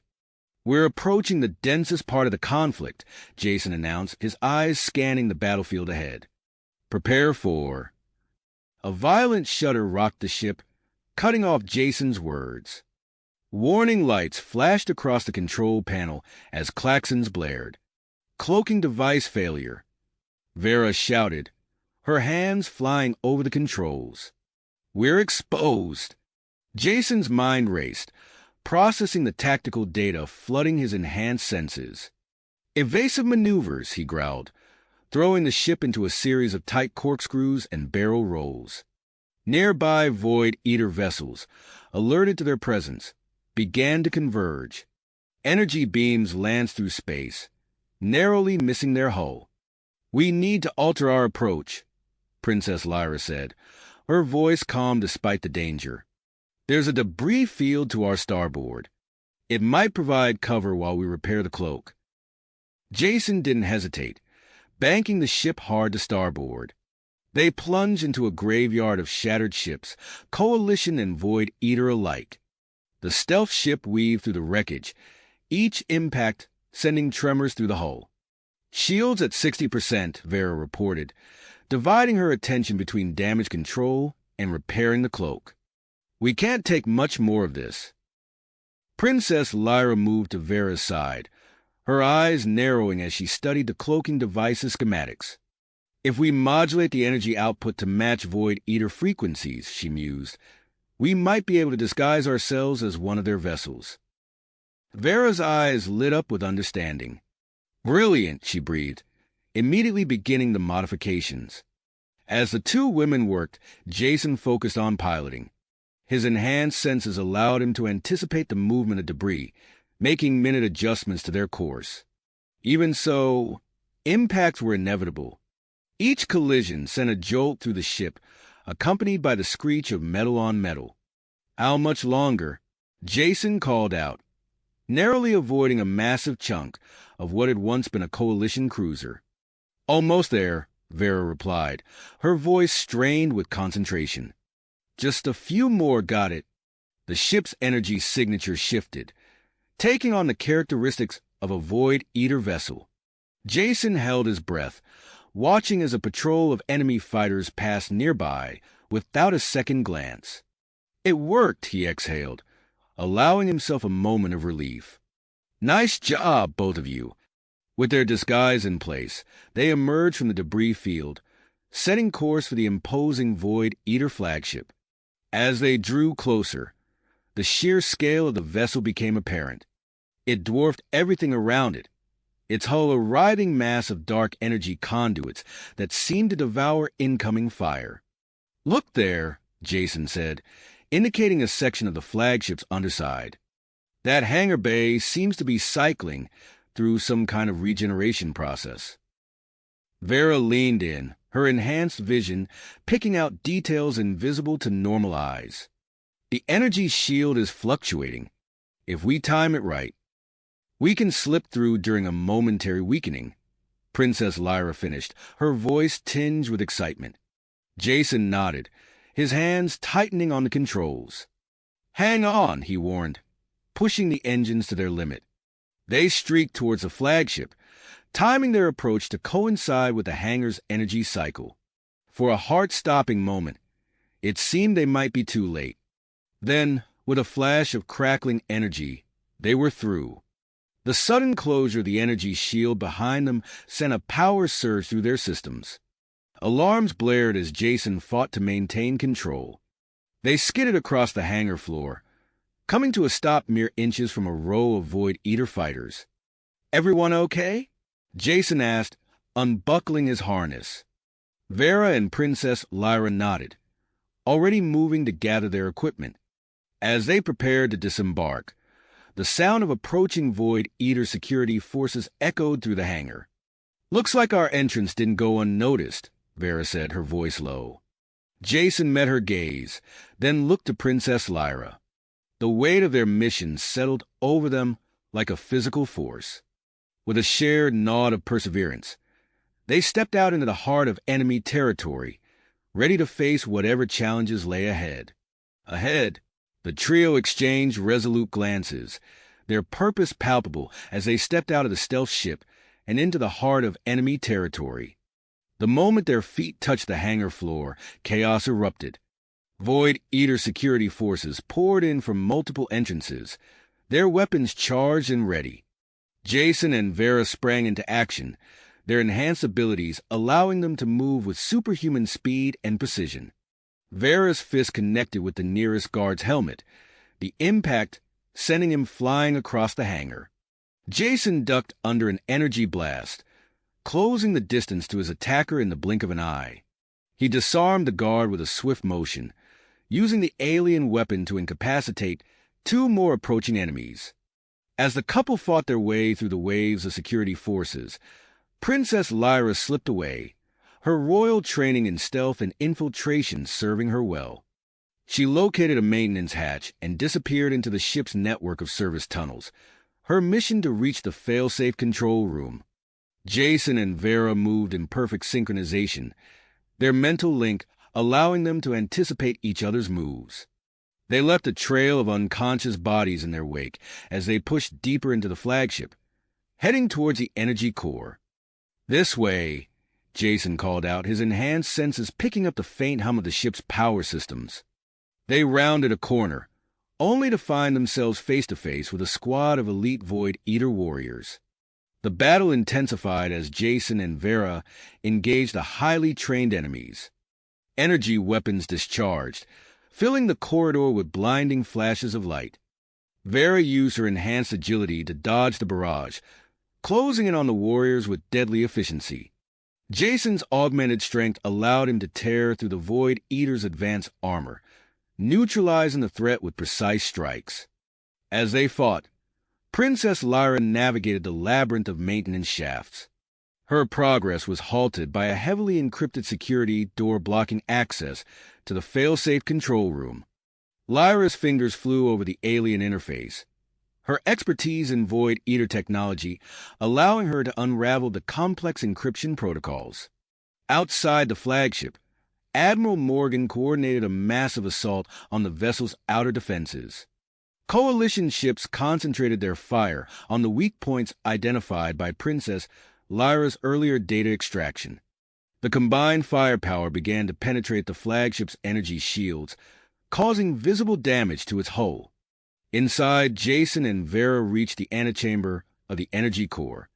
They found themselves faced with a heavily fortified entrance guarded by a group of elite Void Eater warriors equipped with advanced energy weapons. The couple engaged in a fierce battle, their enhanced abilities pushed to the limit. Vera unleashed a flurry of strikes, her movements a blur as she incapacitated one warrior after another. Jason used his heightened reflexes to evade the energy blasts, closing in on the guards and disarming them with swift, precise movements. As the battle raged on, Jason sustained a glancing hit to his leg, limiting his mobility. Vera, seeing her partner injured, redoubled her efforts. She created an opening in the enemy's defense, allowing Jason to slip past the remaining guards and into the energy core chamber. Jason limped into the core room, the prototype weapon clutched tightly in his hands.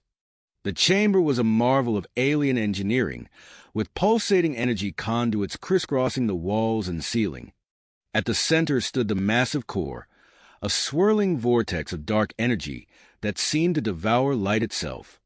As Jason began the process of integrating the prototype weapon with the Void Eater's central power systems, the ship's internal defenses activated. Deadly energy beams crisscrossed the chamber, forcing Jason to dodge and weave as he worked. Meanwhile, Princess Lyra had successfully bypassed the security door and entered the failsafe control room. Her eyes widened as she realized the system had already been partially activated. Without hesitation, she began working to counteract the failsafe sequence, her fingers dancing across the alien controls as she raced against time. Back in the core chamber, Vera joined Jason, having defeated the last of the elite guards. She provided cover fire against the internal defenses, allowing Jason to focus on finalizing the weapon's integration. The couple moved in perfect harmony, their enhanced abilities and deep bond allowing them to anticipate each other's needs without a word. As the prototype weapon neared activation, the entire flagship began to convulse. The Coalition's continued assault on the outer hull caused massive internal damage, threatening to destabilize the ship before the mission could be completed. In the fail-safe control room, Princess Lyra encountered an unexpected obstacle. The system required a direct neural interface to fully deactivate. Knowing the risks of connecting her mind to Void Eater technology, Lyra hesitated briefly before making the courageous decision to proceed. She placed her hands on the neural interface pad, gasping as alien consciousness flooded her mind. The Void Eater AI controlling the fail-safe mechanism attempted to overwhelm her, bombarding her thoughts with nightmarish visions and incomprehensible alien logic. Lyra gritted her teeth, drawing strength from her feelings for Jason and her desire to defend the galaxy. She pushed back against the alien presence, slowly gaining the upper hand in the mental battle. In the core chamber, Jason completed the weapon's integration just as a massive explosion rocked the flagship.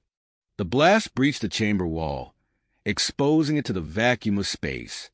Vera quickly sprang into action, using debris and her enhanced strength to seal the rupture. However, the couple now faced a new challenge, rapidly depleting oxygen. With time running out, Jason activated the prototype weapon. A surge of energy coursed through the flagship, neutralizing the Void Eater's power absorption abilities. The effect quickly spread to nearby enemy ships, leaving them vulnerable to the Coalition's attacks. In the fail-safe control room, Princess Lyra finally succeeded in deactivating the Doomsday mechanism. The strain of the neural battle left her weakened and struggling to maintain consciousness. With her last ounce of strength, she sent a final transmission to the Coalition fleet, confirming the mission's success before collapsing to the floor. As the Void Eater fleet began to crumble under the Coalition's renewed assault, Jason and Vera found themselves trapped in the failing core chamber. Their oxygen supply dwindled, and the structural integrity of their makeshift shelter deteriorated rapidly. They held each other close, facing the possibility that they might not survive their victory. Suddenly, the sound of metal tearing echoed through the chamber. A rescue team burst through the sealed entrance, led by none other than King Zorike himself. The Una's king, his armor scorched and dented from battle, reached out to the couple. "Come," he shouted over the din of the disintegrating ship. "We must leave now."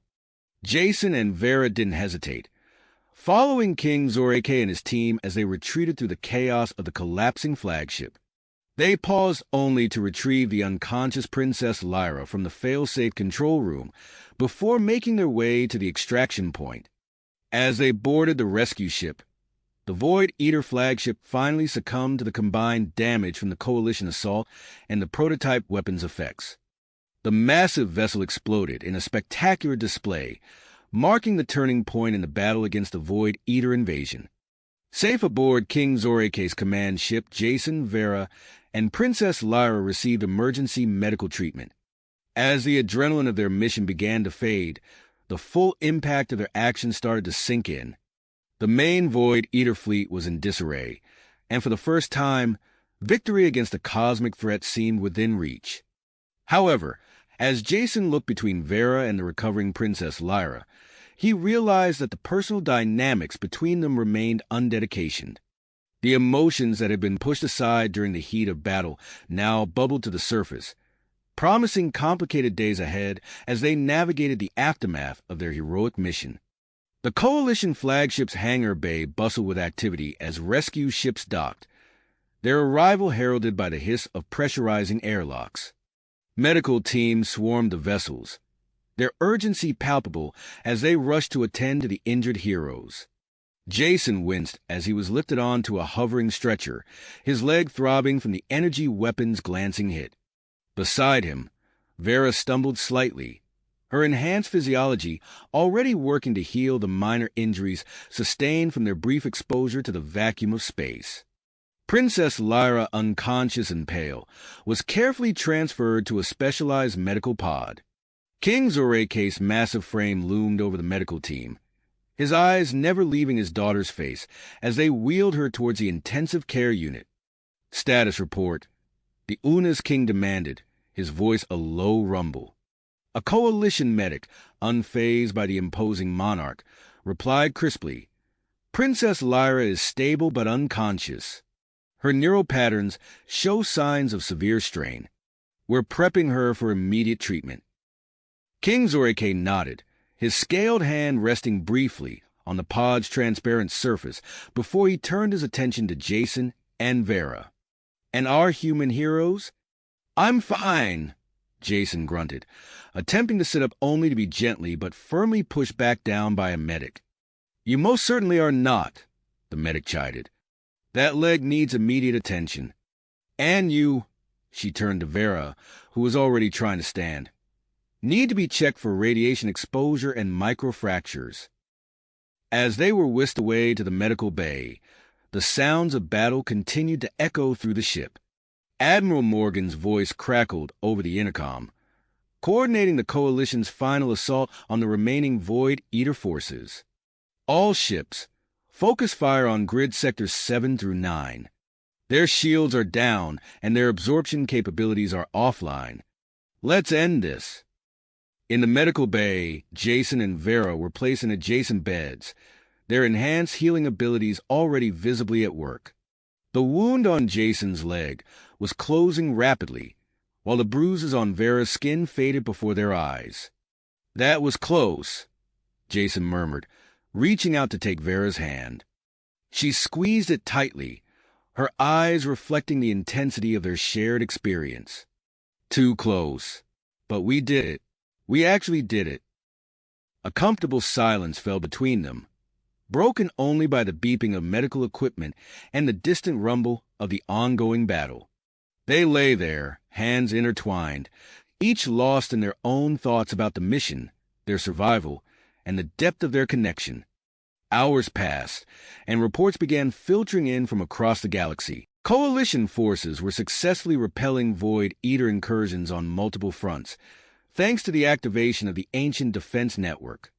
The tide of the war had finally turned. As Jason and Vera's recovery progressed at a remarkable pace, they were moved to a private room to continue their recuperation. The couple took advantage of this moment of relative calm to discuss the events of the past few days. "I thought we were done for in that core chamber," Jason admitted, his voice low. "When the hull breached." Vera nodded, her eyes distant as she recalled the harrowing moments. "I've never pushed my abilities that far before, but I couldn't let it end there, not after everything we've been through." Jason reached out, cupping Vera's face gently. "I don't know what I'd do without you. This mission, this war, it's brought us closer than I ever thought possible." Vera leaned into his touch, a small smile playing on her lips. "We make a pretty good team, don't we?" Their moment was interrupted by a gentle knock on the door. King Zorke entered, his massive frame seeming to fill the room. Despite his imposing presence, his expression was one of genuine concern and gratitude. "I hope I'm not intruding," the Una's king rumbled. "I wanted to personally thank you both for your extraordinary service. Your bravery has saved countless lives across the galaxy." Jason and Vera straightened, honored by the king's presence. "Thank you, your majesty," Jason replied. "How is Princess Lyra?" A shadow passed over King Zorike's features. "She is recovering. The neural interface took a significant toll, but our medical team assures me she will make a full recovery." He paused, seeming to weigh his next words carefully. "She has asked to speak with you both once she is well enough." The king's gaze lingered on Jason, an unspoken understanding passing between them. There is much to discuss regarding the future, both immediate and long-term. But for now, rest and recover. The galaxy owes you a debt that can never truly be repaid. As King Zorge turned to leave, he stopped at the doorway. "Oh, and one more thing. I would be honored if you would both consider visiting the Una's homeworld after the upcoming ceremony.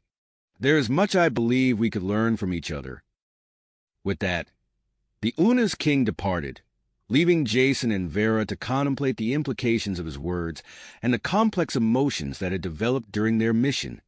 Outside their room, the sounds of the Coalition fleet preparing to return to Allied space could be heard.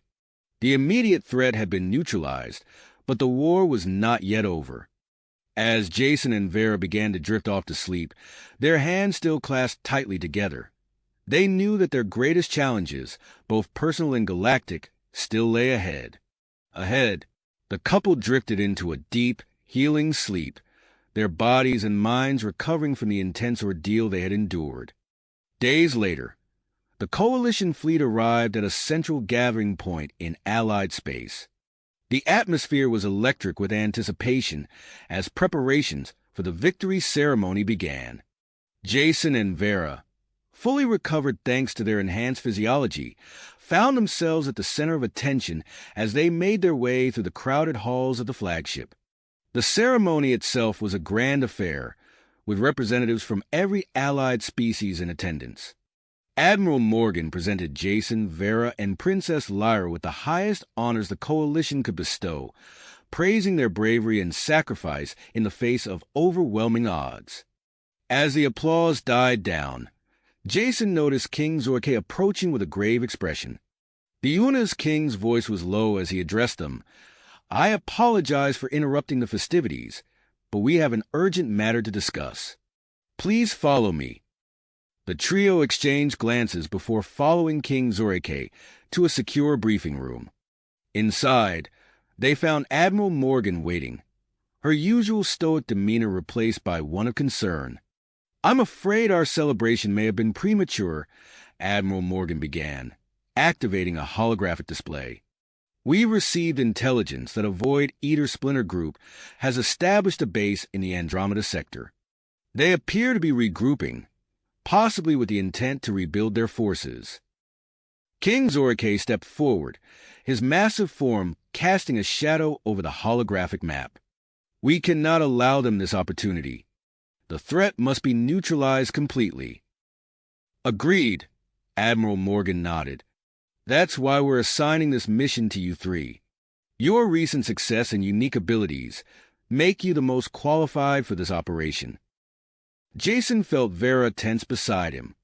"What exactly are we looking at?"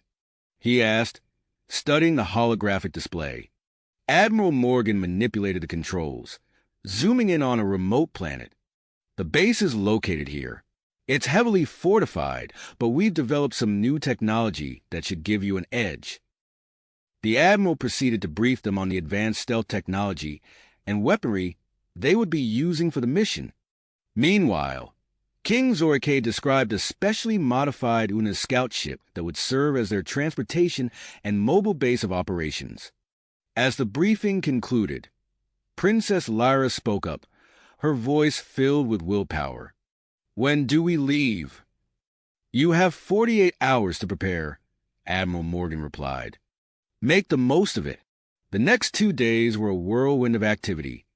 Jason and Vera spent hours in the training simulators, familiarizing themselves with the new equipment and pushing their enhanced abilities to the limit. The couple moved in perfect synchronization, their actions becoming more fluid and precise with each simulation. Princess Lyra, meanwhile, immersed herself in intelligence reports, poring over every scrap of information about the Void Eater base and its defenses. Her analytical mind worked tirelessly to develop a comprehensive strategy for their infiltration. During a rare break in their preparations, Jason and Vera found themselves alone in their quarters. The weight of the upcoming mission hung heavy in the air, but so did something else, an electric tension that had been building between them since their near-death experience in the Void Eater flagship. Without a word, they came together, their enhanced bodies responding to each other with an intensity that took their breath away. Their intimate encounter was passionate and tender, a reaffirmation of their bond and a moment of connection before facing the dangers that lay ahead. As they lay in each other's arms afterward, Vera whispered, "Whatever happens out there, we face it together."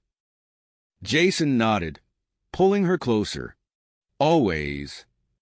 Their moment of peace was interrupted by a knock at the door. They quickly composed themselves as Princess Lyra entered, her eyes widening slightly as she took in the scene before her. "Oh, I'm sorry, I didn't mean to," she stammered, backing towards the door. "I'll come back later." Before either Jason or Vera could respond, Lyra had disappeared, leaving an awkward silence in her wake. The couple exchanged a look, knowing that the complex dynamics between the three of them would need to be addressed eventually. The day before their scheduled departure, the team gathered in the hangar bay to inspect their modified Una scout ship. As they ran through final checks, King Zorke approached, his expression unreadable. "There has been a change of plans," the Una's king announced. "I will be joining you on this mission." Jason couldn't hide his surprise. "Your Majesty, are you sure that's wise?" King Zoreke's eyes narrowed slightly.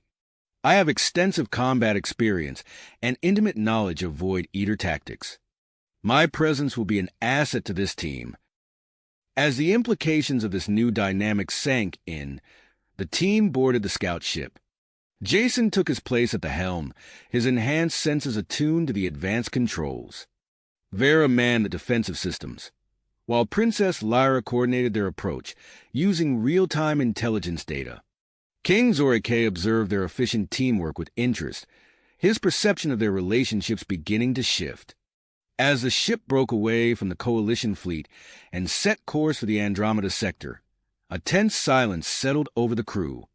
The journey was long, filled with rigorous planning sessions and combat drills. King Zoreke's presence added an extra layer of complexity to the team's interactions, his watchful gaze never far from Jason and Vera.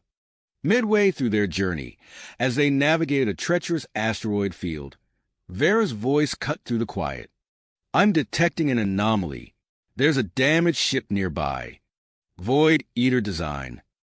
Jason's hands tightened on the controls. "A scout ship." Princess Lyra consulted her data screens. "Most likely separated from the main splinter group. This could be our chance to gather valuable intelligence." King Zorke moved to stand behind Jason's chair. "Agreed. Prepare for boarding. This may give us the advantage we need for our upcoming mission." As the team donned their advanced environmental suits, King Zorke made a last-minute decision to join the boarding party. Jason caught Vera's eye, a silent exchange passing between them. The addition of the Una's king to their usual dynamic would undoubtedly change the course of this operation. With a hiss of depressurization, the airlock opened, and the team stepped into the unknown depths of the Void Eater vessel. The mission to neutralize the last Void Eater stronghold had begun in earnest, with unexpected complications and shifting alliances that would test them all. As they navigated the treacherous interior of the Void Eater vessel, the air was thick with tension as they moved silently through the dimly lit corridors, their advanced suits providing protection against the ship's hostile atmosphere. Suddenly, a violent tremor shook the vessel. "The ship's core is destabilizing," Vera called out, her enhanced senses picking up the dangerous fluctuations in energy readings. "We need to abort," Jason decided quickly. "Everyone back to the airlock." As they retreated, King Zoreke's massive frame providing cover, Princess Lyra managed to interface with a nearby terminal, rapidly downloading what data she could. The team barely made it back to their scout ship before the Void Eater vessel exploded, in a brilliant flash of light and debris. With the immediate danger behind them, Jason set a course for the Andromeda sector. The journey was long, filled with intense preparation and strategy sessions. Princess Lyra and Vera worked tirelessly, analyzing the extracted Void Eater data. Their collaborative efforts yielded crucial insights into the Splinter Group's base layout and defensive capabilities. "Look at this," Vera said, pointing to a holographic display. "Their shield generators have a cyclic weakness every 47 minutes. Princess Lyra nodded, her eyes gleaming with understanding. "If we time our approach correctly, we could slip through undetected." As they neared their destination, Jason's skills were put to the test. The scout ship approached a dense asteroid field, the last obstacle before reaching the target planet. Jason's hands moved with inhuman speed and precision over the controls, guiding the ship through the treacherous maze of space debris. "Impressive flying, Jason," King Zorke rumbled from behind, his eyes tracking the asteroids as they whizzed by the view screen. With the asteroid field behind them, the team activated their advanced cloaking technology. The scout ship shimmered and seemed to fade from view, now invisible to enemy sensors. Jason guided the vessel into the planet's atmosphere, his enhanced vision picking out a concealed ravine near the Void Eater base. As the ship touched down, the team performed final equipment checks. King Zorke hefted a massive energy rifle, while Jason and Vera synchronized their neural implants for improved tactical coordination. Princess Lyra loaded the base schematics into her portable holoprojector. They moved out under the cover of darkness, their footsteps silent on the alien terrain. King Zorke took point, his years of combat experience evident in every calculated movement. They encountered their first Void Eater patrol within minutes. Without a word, the team sprang into action. Vera moved like a shadow, incapacitating one guard with a precise strike to a nerve cluster. Jason followed suit, his enhanced strength allowing him to subdue another guard without a sound. King Zorke and Princess Lyra worked in tandem, using a combination of brute force and technical skill to neutralize the remaining threats.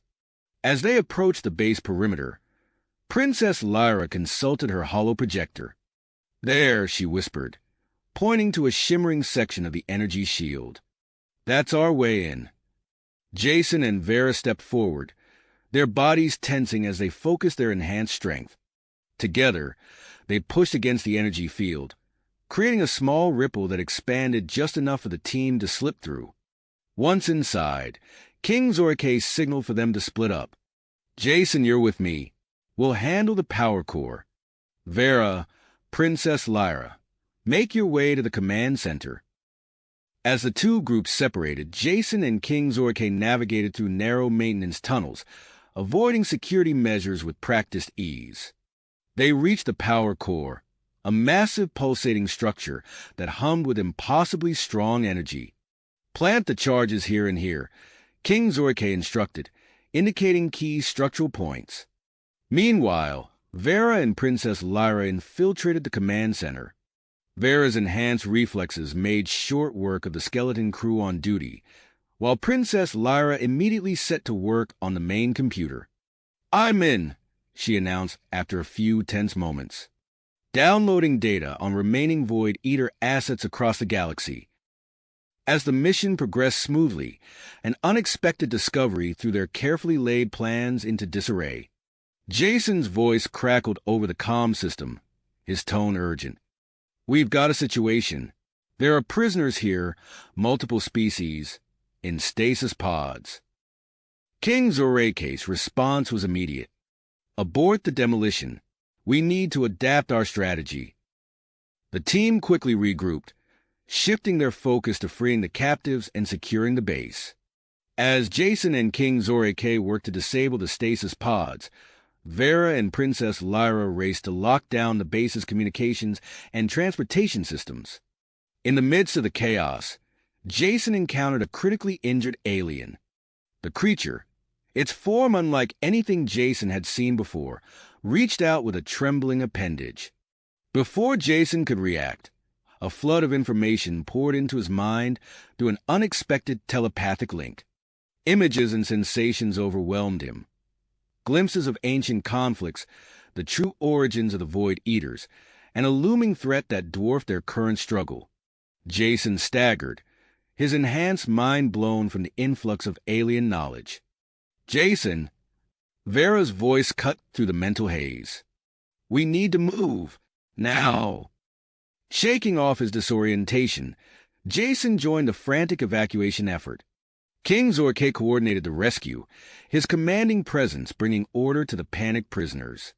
The team rushed to load the freed captives onto their scout ship, The vessel's capacity stretched to its limits. Just as the last of the prisoners were secured, the base's alarms blared to life. Princess Lyra's fingers flew over her datapad, initiating a cascading failure in the base's systems. "That should buy us some time," she said, her voice tight with concentration. Jason took the pilot seat, his hands steady despite the lingering effects of the telepathic encounter. As Void Eater fighters scrambled to intercept them, he pushed the overloaded ship to its limits, weaving through a hail of enemy fire. Vera manned the defensive systems, her reactions almost precognitive as she anticipated and countered each attack. "We can't keep this up forever," she warned, deflecting another barrage. King Zorake's voice boomed over the ship's comm system. "Coalition fleet, this is King Zorke. We require immediate assistance. Transmitting coordinates now." As they broke atmosphere, Jason spotted a dense nebula nearby.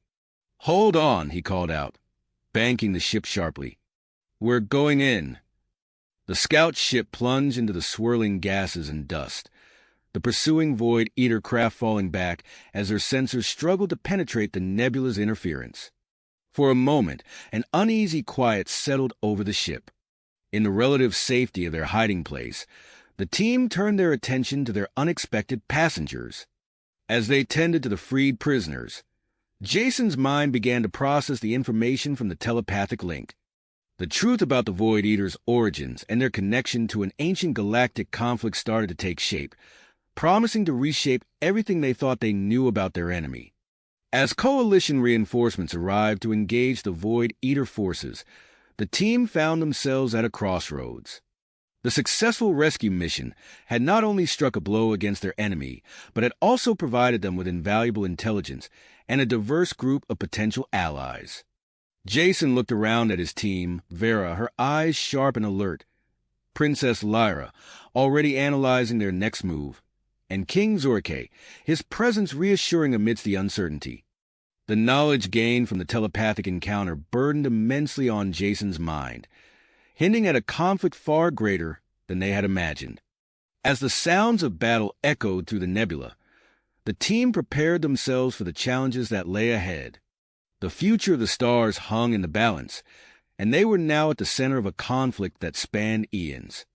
With drive in their hearts and newfound allies by their side, they steeled themselves for the battles to come. Come, as the nebula swirled around their battered scout ship, Jason's mind raced with the implications of the alien knowledge he had received. "We need to get to the flagship," he said, his voice steady despite the weight of his newfound understanding. "I have information that could change everything." Vera nodded, her eyes locked on the ship's sensors.